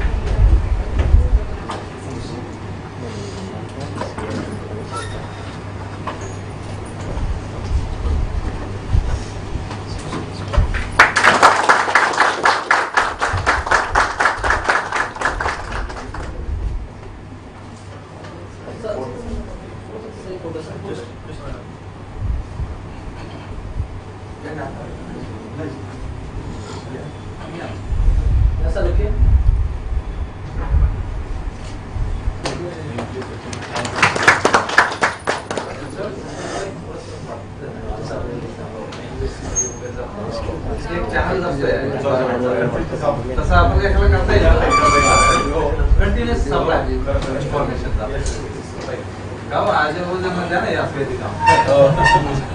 Ajay म्हणजे channel आता आपलं channel तर काय काढायचा नेमका हा सगळा data घेऊन एक कंटिन्युअस फ्लो होतोय ना पब्लिकसाठी पब्लिक असं करता येईल का? करता येईल. आणि समजा आपला स्टाफला समजा नाही करता आलं ते एजन्सी लोक आउटसोर्सिंग करता येईल. नेव्हीने एक 3-4 वर्षापूर्वी चालू केलं होतं रेपॉझिटरी ऑन एअर क्वालिटी. नुसतं एअर क्वालिटी होणे टोटल एन्व्हायरमेंट गुड हॅपनिंग भरपूर चालतं असं त्यात. म्हणजे पावसाचा अंदाज कसा आहे, हवेचा अंदाज कसा आहे असं सांगितलं. खूप पोल्युशन आहे आज परवा होणार आपण म्हणतो जाऊन आज परवा निघेल तर चालेल आपल्याला एक दिवस लोक चेंज करू शकतात schedule. That is what actually म्हणून आम्ही त्यांना बोलायचं होतं की आपली warning system in air quality ज्योतिष सारखं बोलतात आपल्याला 5 दिवसांनी काय होणार आहे आणि नाही म्हणजे मेट्रोलॉजी पावसाचं प्रेडिक्ट करणं सोपं आहे. हे फार डिफिकल्ट प्रेडिक्ट म्हणजे काय होणार आहे हवेचं कंट्रोल फार कमी आहे आपल्याकडे. आणि त्याची खूप मेहनत आहे. मुंबईसाठी आहे का म्हणे तर थोडंसं आपल्याला काहीतरी करणार बघायचं. I'd like to call upon our second speaker, Professor Harish Kuleria, who is an associate professor with more than 15 years of experience on environmental monitoring, exposure assessment, and environmental health. He has completed a master's in environmental science and engineering from IIT Bombay, and before entering his PhD degree in environmental engineering from the University of Southern California, Los Angeles. His research group focuses on the understanding of the emission from vehicular and biomass emission sources, monitoring and modeling the long-term exposure, air pollution exposures in various urban and rural microenvironments, quantifying toxic chemicals in human tissue, and examining the association of air pollution exposure with health effects in children as well as adults. Sir, I would request you to please with the subject matter today. No, I think it's better.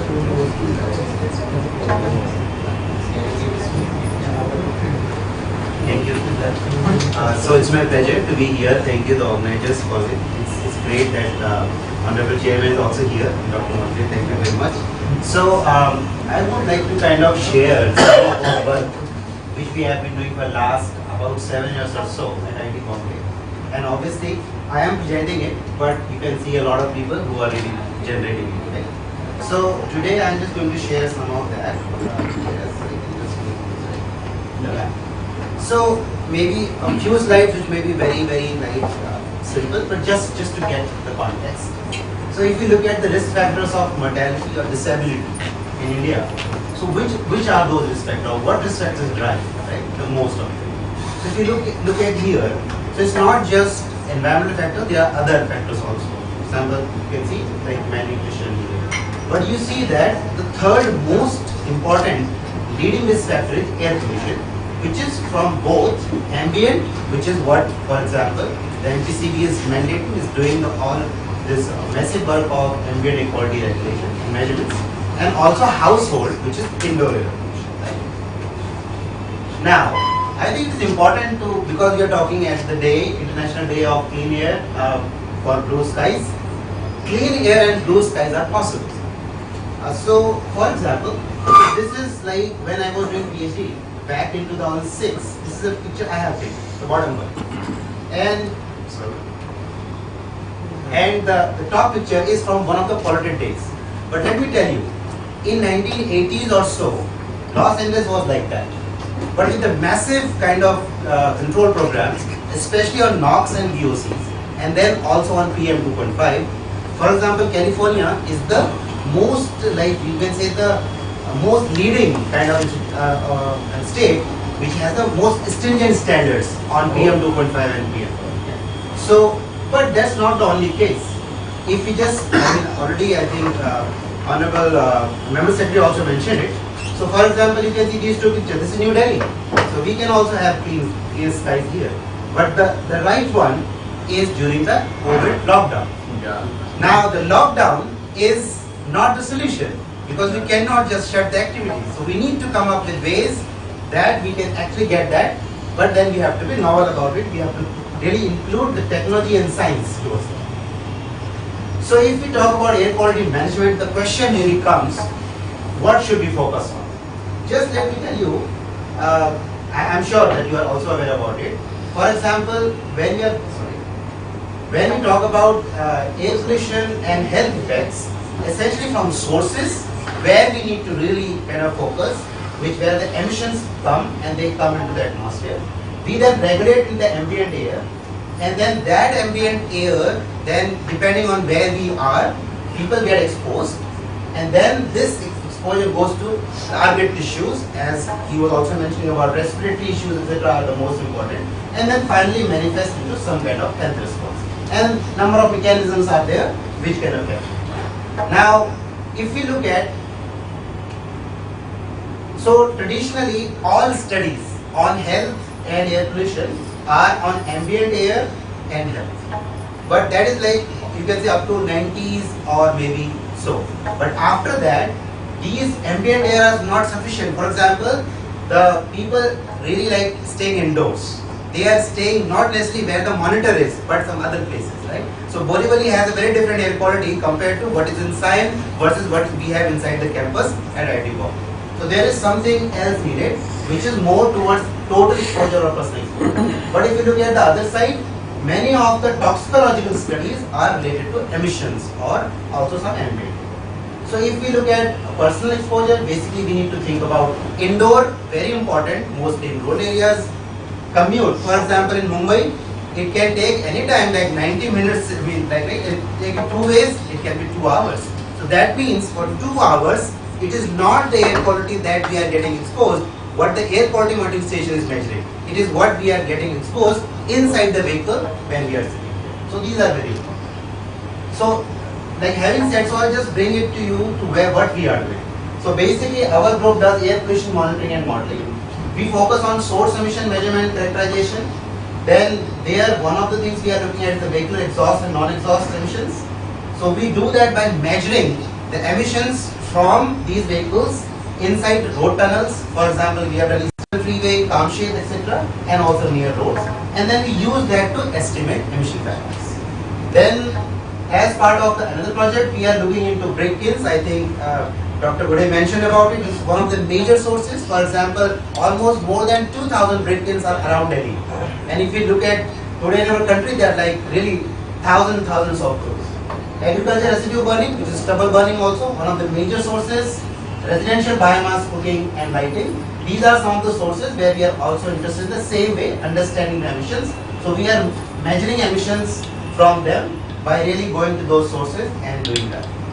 Then the other activity we do is on exposure assessment. For example, outdoor, indoor, commute, that means inside vehicles, etc.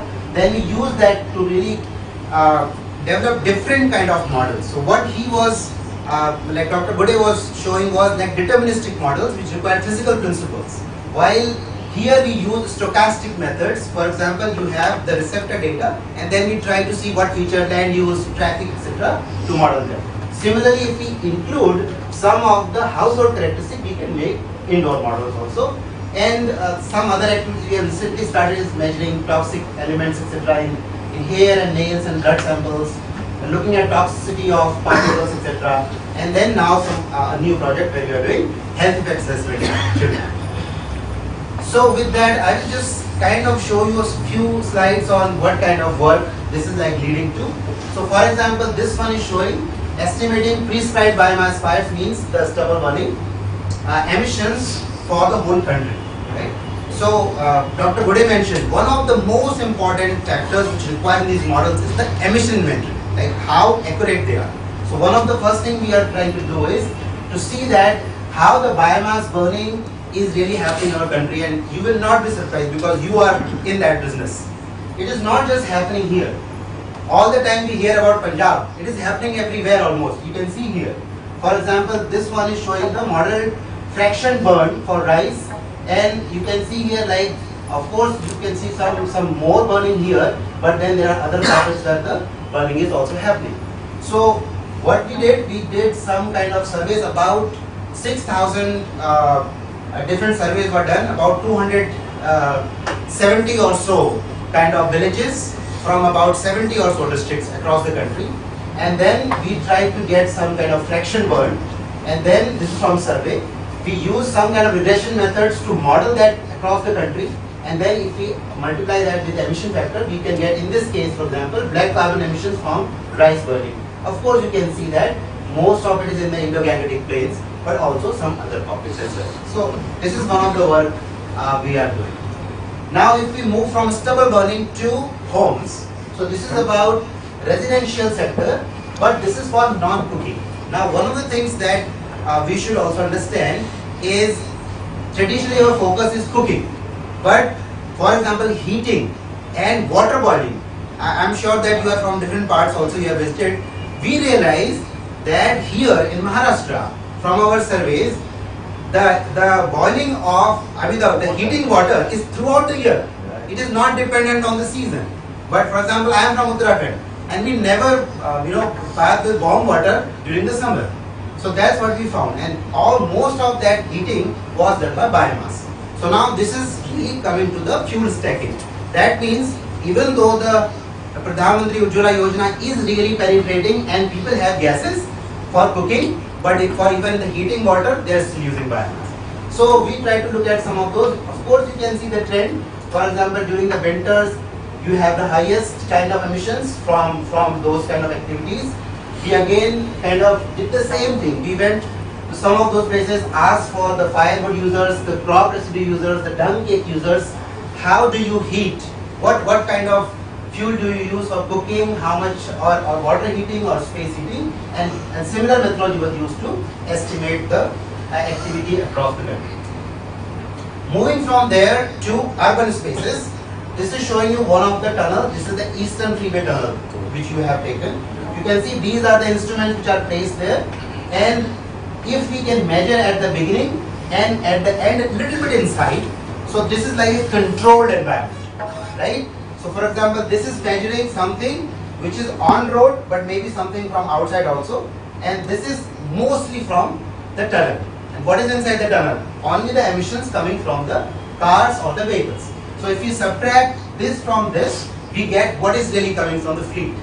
Now one of the advantages Dr. Bode mentioned about ARAI, Automotive Research Association of India. It does the massive vehicle testing in the country, but they do only one vehicle at a time.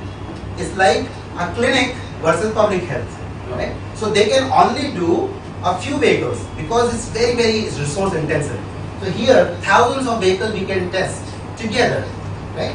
So using this method, we were able to kind of then also video and some of those, we were able to identify how the fuel distribution is, how it changes by hour, and also, for example, we also looked at meteorology. And what we really found is that at the exit of 4, these concentration high, and ultimately these are the emission factors.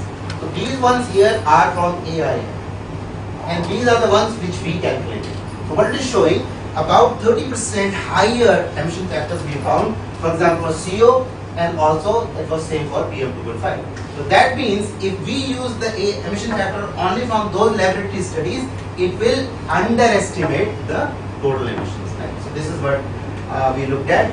Similarly, we tried video surveillance and some kind of regression to look at super emitters. You can see some of the multi-axle trucks, loaded trucks, etc., all of those, and we were able to estimate. This red line is showing the super emitters. And about super emitters are vehicles which are emitting far more than a normal vehicle. So what is happening is, let's say we do our regulation on vehicle emissions, but if those poor vehicles, poorly maintained vehicles which are emitting far more, if they escape, then for example they have a disproportionately high kind of contribution. And we found almost 1/4, right? Every 4th vehicle was actually a super emitter according to our method. Then we tried to also look at the activity. So across the Mumbai, we looked at different fuel stations. We did some surveys. This is very interesting. The right hand side is the registered vehicles which we get from RTO, and this is what we did from our survey. It's called in-use vehicle surveys, and the scale is like half of that. These dots are the registered ones. Essentially, we found that the vehicles which we are on the road, finding on the road, are 60% of the actually which are registered. Meaning that people can have 2 or 3 vehicles, they are just there.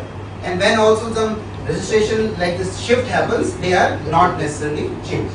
So we found that kind of underestimation there. When we use that with the emission factors, and we could really look at not only the exhaust emissions, but also brake wear, rear-suspended dust, road surface wear, and tire wear emissions we can also estimate. So that's what we do. Similarly, we measure near roads, similar method. Only thing I want to emphasize here is this is PM 2.5, black carbon, particle number concentration, and lung deposited surface area. So you can see that the rightmost is background, so all of them are elevated. But if you see here to lung deposited surface area or particle number concentration, you can see that there is a significantly higher kind of impact if we are on during the rush hour on road or near road compared to, for example, if you look at mass concentration. Our all standards are based on mass concentration, so which tells us that maybe in future we need to think about other methods. Right? Similarly, we looked into like PM and BC inside transportation. So auto rickshaw, bus, non-AC, AC car, metro, motorbike, suburban trains, and we looked at like different routes. And then basically what we found is mostly if you look at the black carbon, it is higher in the auto rickshaw and the non-air conditions kind of vehicles, which we expect, right? Because the infiltration is low. But if we look at PM 2.5, we found very high concentration in suburban trains. And that was mostly because of the resuspended particles which were around, and because our local trains do not have any kind of a closure, they are open. So that's what we found here. We looked at the effect of field biomass burning. I think Dr. Bode was also mentioning. So here it is showing during the Kharif harvest season and during the Rabi harvest season. If you look at during the biomass burning period, we use the Modis active fire data to identify those periods, and you can see that whether mass concentration of PM or black carbon or we call or brown carbon, these were highly elevated in both seasons, in Rabi as well as Kharif. Now, you will most of the time hear about this only for Kharif, because Kharif is October, November, and that's the time where the temperature go down and we talk about it. But we find that when we really normalize it by the ventilation coefficient, Rabi season, like that is the April, May, has also similar impact of the biomass burning as well. So that's also one thing we found. We did some kind of predictive modeling for urban slums, about 7 slums in Mumbai. We measured some of PM 2.5 and black carbon. We used these measurements together with the fixed site station data, MPCB or CPCB, used traffic electricity question, etc. to make some kind of models, and we were able to predict the black carbon concentration in these points. We are using this like in different cities like Delhi, Bangalore and Mumbai. One thing I want to highlight here is, if you look at the contribution of indoor sources on indoor sources on indoor concentration, in case of Mumbai, for example, Mumbai, almost like 20% of the indoor concentration are from indoor sources. While if you look at black carbon, CO, etc., it is far lower. Okay, so that means the outdoor is what is really contributing. We have used some low-cost sensor validation, and we just skip that. Okay, so now we are also looking at toxicity, oxidative potential. So we looked at some of these biomass samples. We assessed what we call DTT, is like the reactive oxygen species, oxygen species, which are kind of inflammatory signals, you can say. And you can see that compared to the ambient in the rural area, which is almost like about 1, compared to that, all the different kind of biomass which are used for cooking, they are almost elevated by 20 to 30 times. That means the risk is likely, if not 20, 30, definitely far, at least 10-fold higher than the ambient biomass. We did the same thing for like the tunnels, also these different parts, Andheri, Ghatkover, Burli. I mean, we did residential outdoor measurements, and we found that, oh, this is very interesting. See, this one is PM 2.5. And you see that Burli has the highest concentration, but if you look at the toxicity, it's the other way around. It is higher in Andheri. So, what is this telling is, it's not necessarily that you have high concentration of PM, that is because it is the constituents and the chemicals which really make them toxic also. This is the last slide I am showing you. This is a recent study which we have started, where we are trying to look at from age 10 to 13. So these 3 age groups we are taking, and we want to see over the years, in 4 years, how their lung growth. Now this lung growth is a very important factor, because this kind of predicts the mortality. That means those who have good lung function at the beginning, in their childhood, they will live longer. compared to those who don't. What really affects them? Air pollution, physical activity. Those who are really highly physically active, their lungs are better, and nutrition, obviously. And what we are doing? This we are doing in 4 different places: Mumbai, Delhi, Bangalore, and Mysore. We are responsible for Mumbai and also exposure assessment in all those places. We have done almost 650 kids are already assessed, and what we found was, first of all, air pollution is not necessarily the main factor. We found that 75%, so 3 out of 4 are having a BMI less than 13. A BMI of 18 is like really for a healthy kid, and we are finding that most of them are not well nourished. So it may be like, so we are talking to MCGM now, so maybe thinking about like how some of these programs can be like channelized.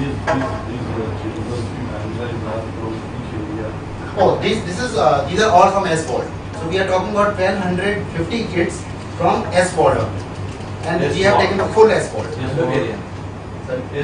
Pandu, Kanjurmarg, Vikroli, Hiranandani, Kovai, all. These are adolescent 11 to 13.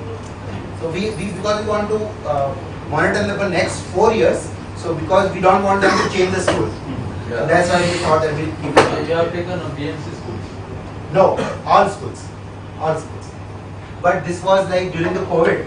So even we could not recruit through school. So we went through a lot of procedures. I mean, we went to door, we went through NGOs, we went through Shiv Sena, we went through whatever possible means. Like actually, yeah, that was really scrapping and everything. So that is one of the studies we are doing, and hopefully in a year or so, I would be able to share more specific results from that. This is how our team is like when they are in the field and they collect this data. Thank you very much.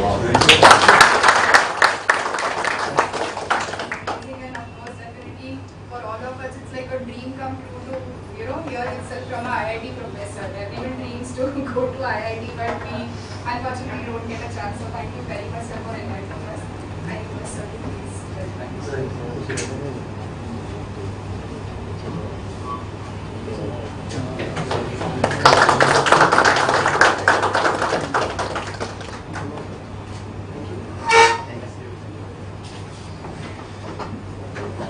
Last lecture now. I request Dr. Ajay.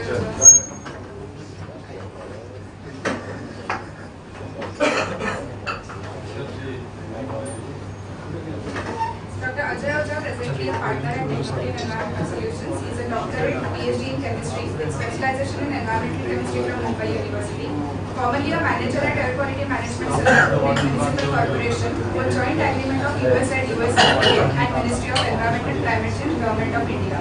The one and only of its kind arrangement wherein Dr. Ajay Oja led the first ever such project to demonstrate science-based policy of air quality management. With an overall experience of more than 22 years, he has successfully completed more than 1,500 projects for in excess of 1,000 clients across the globe in the fields of environment management, research, regulation compliance, permits, pollution controls and management, and several other related technologies. Sir, I request you to please start. Thank you so much, and I am so happy to be here as always. But I have forgotten most of the things which I wanted to talk because I have been listening and being engrossed in what you people have talked about. It is amazing to see where the research has actually gone to what level in air quality. Because I started working in air quality in 2004, and that time probably nobody even thought about modeling being as a center of the entire concept of policy making. But I'm going to share some other insights of how this research data actually translates into a policy, and what MPCB has actually given us an opportunity in how we have inculcated that concept in an actual policy regulation, and how the changes have actually happened and what we are targeting in terms of achieving in Maharashtra. I'll be quick because I know I'm holding you back from your lunch, so bear with me for the next 10-15 minutes. I always start with this slide because environment as a subject is based on perception, a lot on perception, and air quality even more, because the problem with air quality is you cannot see. What you can't see is what you can't control. That is our basic human culture. So what do you think about this photograph? What do you think? As a professor, what do you think? As a regulator, what do you think? You have to be interactive with me, please. What do you think? So, I have been presenting this photograph to a lot of people. I always start with this photograph. It's very interesting because I get a lot of perception which are very different from by different people. So, a lot of people, police, just plastic, just name. It is all P, right? And all the remedy starts with R. Okay? You know the 3R principle. Everyone talks about it. I have a 5R principle. Okay? First you say no, refuse. If you cannot refuse, then reduce. If you cannot reduce, then reuse. If you cannot reuse, then recycle. And if you cannot do any of the R's, then rethink. Because that will provide you with the solution. And that is how we begin with this concept. The wars have always been fought on land.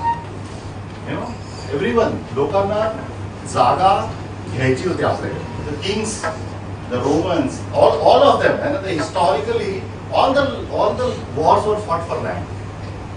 Things changed, people started fighting for water. But the 21st century is going to earmark the wars for air, for cleaner air.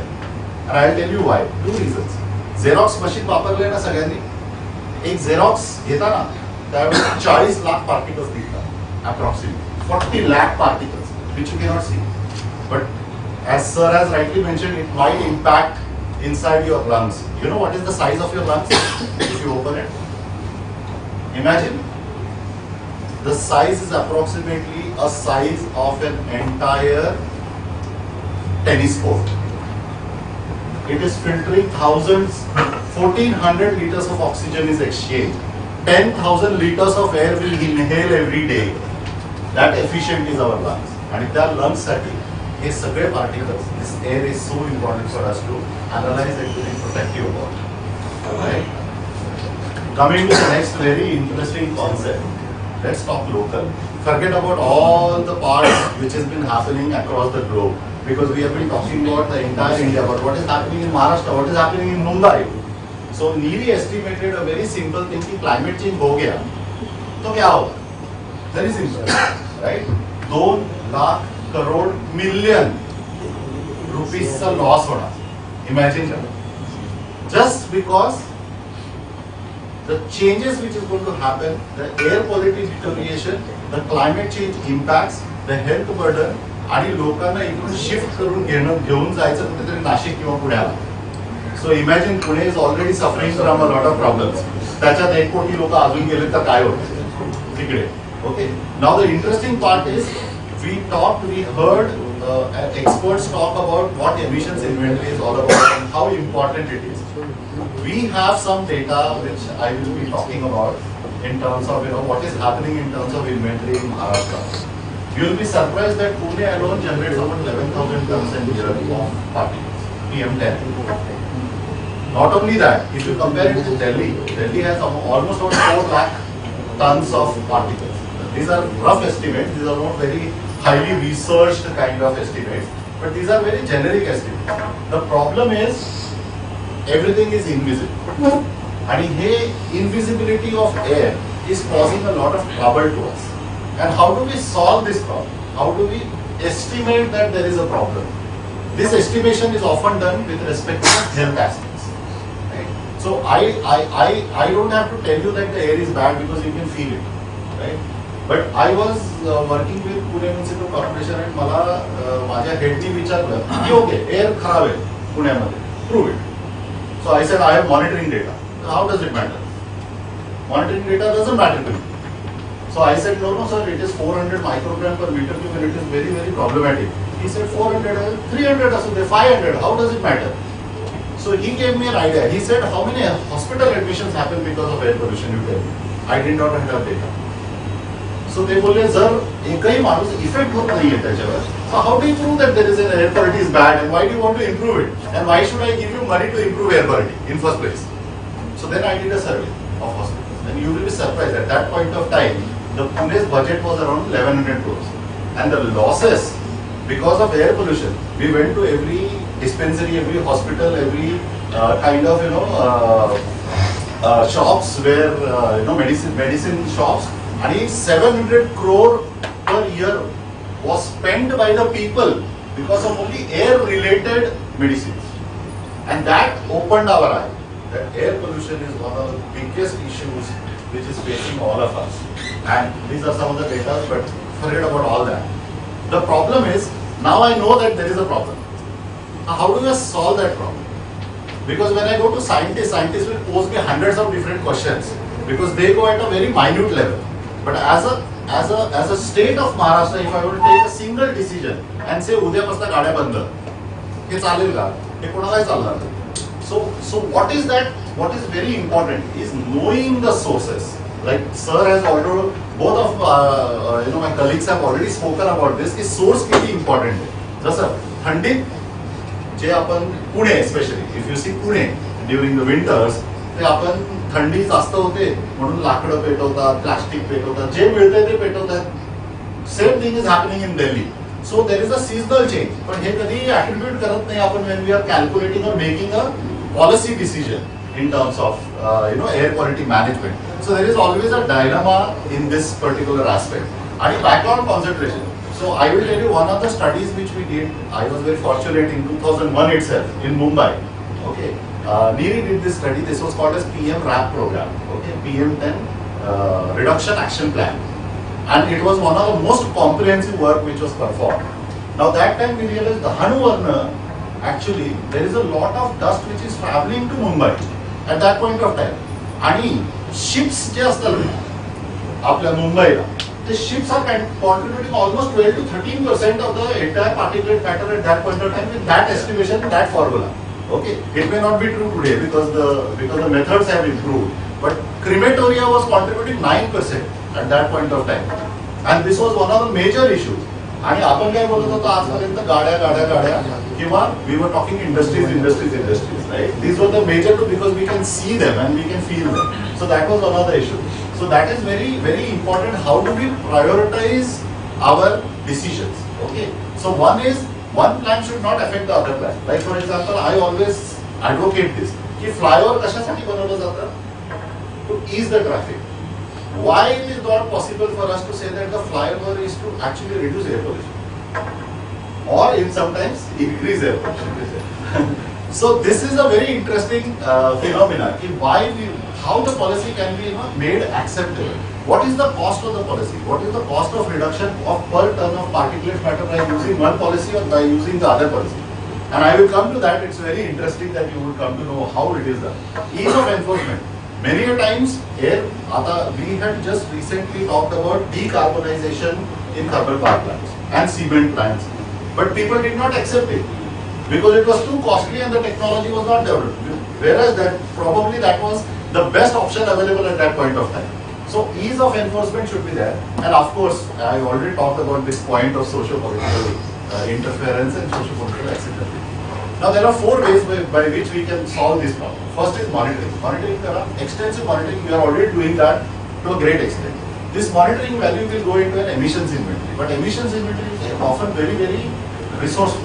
जर सर्वे करायचं म्हणतो पूर्ण महाराष्ट्राचा सर्वे करून आणि data घ्यायचा आहे प्रत्येक सेक्टर मधनं, it becomes very difficult. At the same time emission inventory घरी बसून पण करू शकतो आपण. It can be so simple by using some rough estimates. And that will give you probably a very good estimate की कसं आपल्या air quality ला आपण control करू शकतो from what side. Then comes a very difficult stage of dispersion modeling. Like sir has explained about modeling to a great extent. I'll give an example of what we have done in Maharashtra through MPCB for MPCB. And the last is of course health and associated cost. But let's go to the first very important point that I have been talking about. It's very interesting if you look at the entire Maharashtra and if you look at what is the problem in Maharashtra. The problem of Maharashtra is not gases mostly. It is always particulate matter. In fact, across India, particulate matter is the first problem. Particulate matter are two types, PM10, PM2.5. We are still talking about PM10. PM2.5 चा action plan करायला आपल्याला थोडा अजून वेळ आहे कारण it's still requiring a lot of inputs from all the ends. But the best part about this is gases मध्ये फक्त NOx थोडाफार इकडे तिकडे प्रॉब्लेम होतोय. Rest all is not a problem yet. Okay, yet. Now the interesting part is we studied Pune and we tried की कुठली policy पुण्यामध्ये लावली. Okay, so ultimately it happened to be true that they did not shift the terminal outside the Pune, right? And they did some internal arrangements for having that. So all kinds of analysis has been done. Now coming back to a very interesting fact that we did in Tarapur with sir, of course, being phenomenal in helping us out. So Tarapur, is the most polluted MIDC area in India. It's listed #1 as per the SETI index. Now Tarapur mein, if you want to solve Tarapur's issue, industry's contribution towards the air we wanted to find out first thing. So what we did is we earmarked how many chimneys are there across Tarapur. There are 3,000 chimneys approximately in Tarapur area. And त्याच्यातले 800 असे chimneys आहेत which are actually responsible for the major contribution, like boilers आहेत. Process आम्ही नाही बघितलं एवढा, पण we just saw that what are the major contributors to the particles which come out in the ambient air. And if you look at the contribution, this contribution is spread FO and HSD. These are the three major fuel stacks which actually contributed in this. So if you look at coal is contributing almost about 70-80%. Then there is HSD similarly, and there is FO. So now we said कि सब industry को सब जगह से control करेंगे तो कैसे चलेगा? Industry run कैसे करेगी? Because we want to have a marry between the industry and MPCB to make it very convenient for enforcement of the project. Okay. So we said कि अगर मुझे PM10 का problem solve करना है तो क्या करना पड़ेगा? So my coal is the major responsibility. If I want to solve SO2 ka problem, so my source is FO. And if I want to solve NOx ka problem, I have FO and coal. And if I want to solve carbon monoxide, then HSD is the problem. So imagine that air quality is so complicated that every source will contribute to a different kind of a pollution. But as an MPCB, as a regulator, I want to solve all the problem at the same time, which is not possible.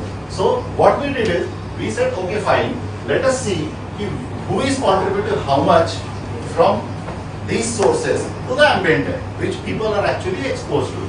So we said average PM10, मतलब अगर तारापुर का air quality of PM10 daily basis पे, it looks like 150 microgram per meter cube. 20 microgram is contributed by the industry. So approximately 15 to 20% of particulate matter is actually coming from the industry. But SO2, if you compare, probably almost 80% is coming from industries. NOx, 80% is coming from industries. So we understood now what is basically that we need to do at a micro level, at a sectoral level. And that is how we did. So we went further and we said, okay, fine. अभी तो मुझे पता चल गया 20 microgram is contributed from industries. Now out of that 20 microgram, how much is contributed because of coal? So I got it. Almost 50% is because of the coal. Then I said, okay, how much is contributed to the FO? So I got almost 40% is FO. So now I know what my policy should be. My policy is control the coal, somehow control the FO. The next step is control the LDO or HSE.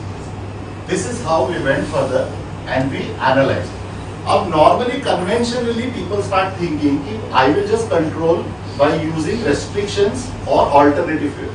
So what I can do, coal should be replaced 25% by PNG. I will say HSD is replaced by some cleaner fuel. But we went one step ahead and we said instead of only changing the fuel, what could be an alternative? So we came up with a concept of increasing the height of the chimney. That is one of the simplest way by which I can do it. जितना ऊंचा लेकर जाते हैं मैं air pollution करूंगा उतना कम impact जमीन पे होगा. That is what the concept was. So we tried to analyze whether it works or not. Okay, by using prediction modeling. Okay. Then we said, okay, forget about this. We have common effluent treatment plant. You all know. Why cannot we have common air treatment plant? We can combine all the chimneys in an industrial area and bring only one chimney which goes probably 300 meters above the ground. And you release it there like it happens in thermal power plant. So imagine there are chota 3,000 thermal power plants I combined and I just put it in one chimney. What would happen? And you will be surprised to know what happens. The idea is if you go through this process, if I change all the fuel, definitely it gives me 90% of the reduction. But if I combine all the stacks of an area and put one common stack, it will give me equivalent kind of reductions. So the solution is not always technology. It could be a simple engineering way of handling things. And that is why perception in environment is very, very important, and coming back to the same thing. Now, I combined all the stack and I did probably 4 different stacks at 4 different corners. Whether it impacted that much? No, it did not. Gave me the same impact. So common chimney is actually a very good solution, but it requires a lot of efforts. And in fact, I know now for sure that there is a MPCB is already running a parallel study to actually evaluate whether this is possible. To have a common air treatment plant. There's a CETP, there's a CATP. Similarly, now we wanted to know कि okay, Tarapur is near to ocean, right? तो वहाँ क्या होता है? अब हम बोले नहीं, अभी एक inland का थोड़ा देखना चाहिए. So we went to another industrial area which is Dombivli, and you will be surprised. Dombivli में the contribution of the industries in the Dombivli industrial area is very, very low. So 20% are in Tarapur because of the industries to PM10.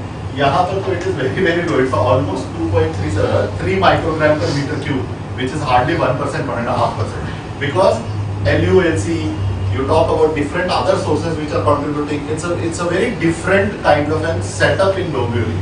But even then we wanted to go further and reduce whatever is emitted from the industry. And we evaluated the exactly same aspects of what would happen. And here we came to know that if we go with a single stack, again we are getting almost the same results. If we go with a common stack provided with again increasing the height furthermore than what we had evaluated, it is impacting the same. So imagine that these kind of analysis, irrespective of where you are located across in the industrial area, will help you reduce your emissions in a very simple way. Now what happened is, अब ये छोटे-छोटे studies है, तो sir ने बोला I'm not happy with it. I want to go across Maharashtra and take and see what happens in Maharashtra. Now doing Maharashtra air quality modeling predictions for us is a limitation because they have access to supercomputers, they have access to all kinds of computing data. We at MPCB have our own limitations in terms of computing. So we did a very simple method. We started calculating कि कितना load of particulate matter is emitted across Maharashtra with some basic understanding, right? And you will be surprised, every day in Maharashtra there is 12,000 approximate tons of particulate matter emitted from all the sources, 12,000 tons per day. Okay, an equivalent amount of sulfur dioxide. And NOx is much more, 19,000. And in terms of carbon monoxide, again 19,000. So this is how much emissions is there across Maharashtra, but it is spread across 3 lakh square kilometers, right? So you will have to identify कि hotspots क्या हैं हमारे. Now interestingly, ये सारा emission सारी जगह से नहीं होता रहता. You know, there are some concentrated pockets, जैसे thermal power plant है, industrial areas है, कहीं तो traffic का metro city में है. Now interestingly enough, what happens you see, if you compare vehicle and industries, so vehicle and industries almost are contributing to the same extent, which is almost about 10%. 10%. But the moment I had resuspended dust in the vehicular motion, you know what is resuspended? I wanted to clarify because we have been using this concept. जब गाड़ी जेव्हा जाते रस्त्यावर ना तेव्हा रस्त्यावरचा dust परत उडतो टायरच्या मुवमेंटमुळे त्याला रिसस्पेन्शन ऑफ डस्ट. आता you will realize that resuspended dust is a problem because when you are riding on a bike आणि तुमच्या पुढे कार असेल तर तुम्हाला ते डस्ट उडून लागतं, राईट? ते ऍक्च्युअली रिसस्पेंडेड डस्ट आहे आणि that resuspended dust is almost contributed 50% of the total emissions in Maharashtra. म्हणजे उद्यापासून जर मी रस्ते क्लीन करायला लागलो आणि डस्ट रस्त्यावर नसेल तर मी 50% रिडक्शन करू शकतो पोल्युशनचा. So this is what comes out when we do this kind of a study, and this is helping us out to take a scientific based decision. आणि हेच मी जेव्हा 2004 साली सांगितलेलं तर लोकांनी सांगितलं लहान मुलं आलंय कुठून तरी सायंटिस्ट आम्हाला सांगतं रिसस्पेंड डस्टमुळे हे सगळं होतंय. Now everyone is accepting this. At least 30 to 35% of the entire pollution source is because of resuspended dust. So cleaning of roads, a lot of efforts are being done actually at all the level in the cities, right? To clean the roads first. आणि आपल्याकडे problem cleaning करून ते dust बाजूला ठेवतात ते परत येतात रस्त्यावर, ते करायला नको. So we have to go through a lot of changes in that. Similarly if you go further तर आम्ही काय केलं, ऑल द पॉइंट सोर्सेस जेवढे चिमनीज आहेत जे आपल्याला दिसतं डायरेक्टली, त्याचा कॉन्ट्रीब्युशन बघितला आणि एरिया सोर्स म्हणजे हॉटेल, बेकरी, ब्रिक प्लिन्स हे सगळे मिळून किती डस्ट होते तर ऑलमोस्ट इक्वल. आणि फक्त लाईन सोर्सेस म्हणजे व्हेकल गाड्याचं डायरेक्ट जे टेल पाईप मधून निघतंय आणि जो रिसस्पेंडेड डस्ट होतो. Construction, street vendors, you will be surprise. पुण्यामध्ये वी डिड वन सर्वे. आता स्ट्रीट वेंडर कोळसा जातात, छोटे छोटे वेंडर्स असतात ना, लाखो वेंडर्स असतात, ते सगळं एमिशन केलं होतं. Almost 11% in Pune in that point of time 11% was contributed by street vendor. त्यांना कसं कंट्रोल करणार होतं? ओके, सो हे सगळं जर केलं आपण तर तुम्ही रिडक्शन बघा. That reduction would actually be almost two the tune of 50%. And we could probably meet all our targets that we are thinking about in terms of gaining clean air. So this kind of work MPCB is already formulating and doing in terms of not only taking populistic decisions of policies, but science-based decisions of policy. Emission inventory is one of the ways, which you can say is a very simple method, but at the same time, we are also evaluating other options of modeling, where we could, now sir has already said that we are going to collaborate. And I will also get an opportunity to work with you all in terms of how we go forward. But I am very thankful that I have been fortunate to be part of all these studies, and I hope I will continue to be part of this endeavor. Thank you so much for patiently.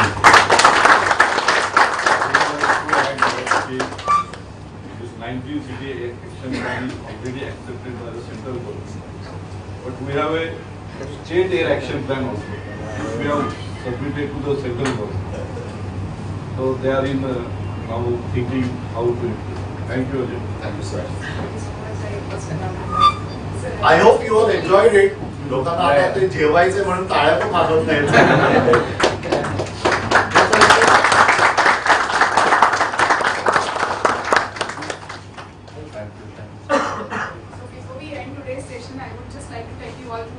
small video of just 3 minutes regarding the importance of this day. Our speakers have already addressed the subject very well, but just will see the video. Before going to video, just I ask one question to us. We are आपण e-vehicles हा promote करतो. Again, electricity also we produce with the coal. Yes. That is only the main. तो आम्हाला त्या लक्षात येत नाही की एकीकडे आपण म्हणतो इलेक्ट्रिसिटीला प्रमोट करायचं, दुसरीकडे कोल मध्ये इलेक्ट्रिसिटी मॅक्सिमम करतो. अजूनही आपण ॲटॉमिक ह्याच्यापासून आपण गेलो नाही.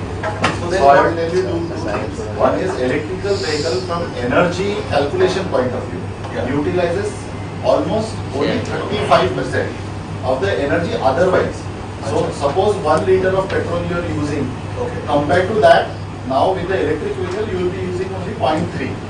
Okay, that is first. That is First point. But second point which is more important is जर तुम्ही policies मी जे सांगितले ते बघितले तर मी थर्मल पॉवर प्लांटचा कोल पण रिप्लेस करायला सांगतो पहिले आणि मग इलेक्ट्रिकल व्हेकलला बूस्ट करायचं. रिप्लेस कसा करायचा? So already if you look at India's policy of 2017, आपण ऑलरेडी बोलतोय की आपण रिन्युएबल एनर्जी सोलार मध्ये जातोय. सो वी आर त्याला रिप्लेसमेंट होण्यापेक्षा नवीन प्लांट सोलारचे नवीन plant replace is energy replace energy 3 minutes video. कसं आहे तुमचे Sir, this is related तुमच्या वेळेला काय काय आता आम्ही चेक करत आहे. त्याला आम्ही YouTubeवर आपण सर हे सगळं आपण बनवलेलं आहे sir with lot of inputs into this.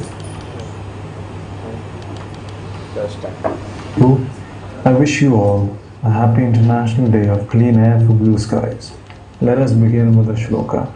Sarve bhavantu sukhinah, sarve santu niramaya, sarve bhadrani pashyantu, ma kasyut dukkha bhag bhavet. As the world gets hotter and more crowded, our engines continue to pump out dirty emissions with half of the world having no access to clean fuels or technologies. The very air we breathe now is extremely polluted, with WHO reporting that air pollution causes 7 million premature deaths per year. It's ironic that on a planet where blue skies and clean air are the most abundant and free of cost commodities, we have to fight and strive for clean air. The true cost of air pollution is felt in our hospitals and in our lungs. The health burden of energy-intensive lifestyles, increasing consumerism, and transport systems makes lifestyle changes and moving to cleaner and more sustainable choices for energy supply, transport, and food systems essential.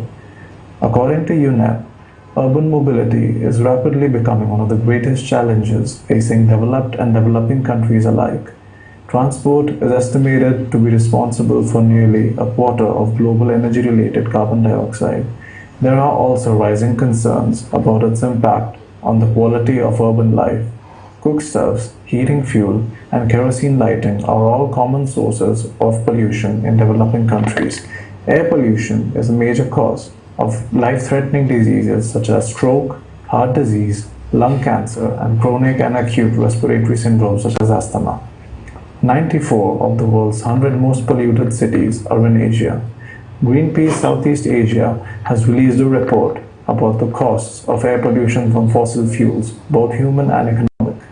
Burning gas, coal, and oil result in 3 times as many deaths as road traffic accidents worldwide, and it is estimated that air pollution has a $2.9 trillion economic cost, equating to 3.3% of the world's GDP. Among countries gasping for breath, India's air pollution has become a public health and economic crisis in recent times. There are an increasing number of people who die prematurely every year with increasing pollution levels. India was home to 11 of the 15 most polluted cities in Central and South Asia, according to the World Air Quality Report 21. Even though pollution levels are increasing across the country, the emphasis so far has been on metro cities in India. Lack of access to clean household energy is the major contributor to air pollution in rural areas because most of the pollution still depends on inefficient fuels for cooking, lighting, and household heating. The pollution levels in Maharashtra are lower in comparison to other cities in India. This can be attributed to Maharashtra's geographical location. It falls in an area of high dispersion with high wind speed, no extreme winters, and no fog to trap air pollutants over an area. The latest air quality report suggests that the air quality in majority of Maharashtra is improving. This positive change can be attributed to India's many endeavors and commitment to reduce air pollution and better human health. At COP26, India promised to achieve net zero carbon emissions by 2070. Moreover, the country looks to expand its non-fossil capacity to 500 gigawatts by 2030 to meet 50% of its energy demand with renewables. The central government has also launched the National Clean Air Program, Ncap, as a long-term, time-bound, national-level strategy to tackle air pollution across the country. Under Ncap, 122 non-attainment cities have been identified across the country based on the air quality data from 2014 to 18. To lead by example, MPCB is devising a carbon-neutral plan for 43 Amrit cities. MPCB is also planning air quality improvement for Maharashtra along with 19 other non-attainment cities, thereby leading its way through sectoral air quality improvement by employing technical assistance, mass communication, sensitization, and reforming regulatory policies for a safer, cleaner, and better future. The general public is also encouraged to take it on themselves to use fewer fossil fuels in their homes and to adapt to the use of clean, renewable energy where possible. The world celebrates its first ever International Day of Clean Air for Blue Skies on September 7. It is a part of a resolution taken by the United Nations General Assembly on December 19, 2019. This day intends to emphasize on the ill effects of air pollution and brings focus on the collective call to action against the environmental evil. Air pollution is a global issue that affects everyone breathing on the planet. The number of lives claimed by air pollution is expected to double by the year 2050. Today, on the 7th of September, when globally and individually we come together to tackle the harsh reality of air pollution, we are very hopeful and glad to place our trust in Maharashtra and India, wherein MPCB has been a pioneer in leading and tackling air pollution. What could be a more beautiful coincidence than celebrating MPCB's 53rd Foundation Day with the Blue Sky Day? MPCB has already made significant progress in reducing regional pollution and has vowed to provide every resident of Maharashtra access to clean air and environment. Loka samasta sukhino bhavantu. Thank you.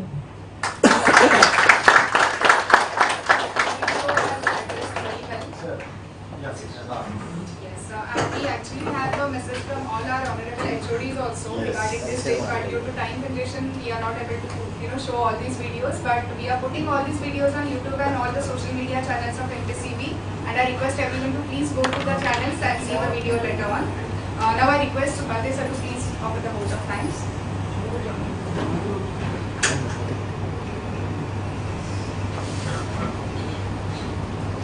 Thank you very much. It is a great pleasure to have all of you here in this today's program of International Day for Blue Skies 2022, which is being celebrated jointly with the 53rd Foundation Day of Maharashtra. In fact, sir, this is the first time that we are celebrating the Foundation Day of MPCB, which has a golden reason for us to celebrate, which is the International Day for the Blue Skies. So I thank you very much for organizing this at a very short notice, and the organizers, mostly Mr. Dr. Oza has taken a pain in organizing this program at a very short notice. Thank you, Oza, for your wonderful organization. Today we heard the Honorable Chairman Sir, the Honorable Member Secretary Sir, who has given us the insight of what we have done in last 53 years and what we want to do in the future. Thank you very much, sir, and we look forward to your guidance and cooperation in taking the Maharashtra Pollution Control Board ahead in the country. Secondly, we had an International Day celebration for Blue Skies, and we had a very eminent speakers today who has given us the insight about what the Clean Air campaign has to be there, and how the Maharashtra and India as a whole is responding to this concept. So Dr. Sachin Gunde has given us how the modeling efforts are being made in the country, which are going into the policy decisions of the country, and we are responding to the world concerns. In the second lecture, Professor Harish has given us the insight about how the health assessment is required and the exposure assessment is necessary to understand the air quality management requirements and its inculcation in the policy measures. Of course, Ajay has given us a very wonderful lecture, and he has introduced you about the MPCB's efforts in particular in the air quality management of the state and improving the air quality of the state, non-integrated cities in particular. So I would summarize this session, entire session, as the Maharashtra and the India and the world, what is required is you need to identify the sources, you need to identify the contribution from various sectors, monitor them in a very precise way, and then inculcate into the policy measures. And again, you monitor that, you again revive your policies, because this is going to be a cycle. Today's reason won't be the tomorrow's response. So we need to be very specific, and we need to continue on this exercise, involve all the associations and the institutes and the research organizations to ensure that we make sure that our environment is clean. We assure all of the listeners and the dignitaries present in this house that MPCB will try hard to ensure that the Maharashtra's air quality is maintained in a future too, in a good condition. I must acknowledge the serious efforts Dr. Mortality is putting in bringing this state out of the crisis scenario, particularly in the non-attainment cities. He has been instrumental and is working very hard throughout the time to ensure that whatever the efforts the Maharashtra Pollution Control Board is making, they are fruitful. Thank you very much, Dr. Mortality, and I thank all of you for being with us. Thank you very much. Thank you. And now the important announcement is we start with the good lunch sponsored by Mr. Mortality.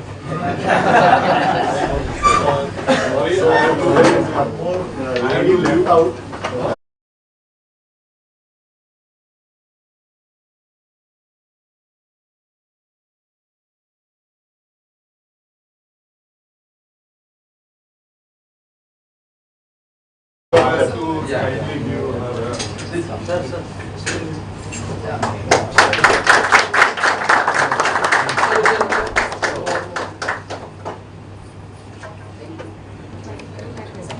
Kindly take the lunch. I will be leaving for a chief secretary's meeting overseas.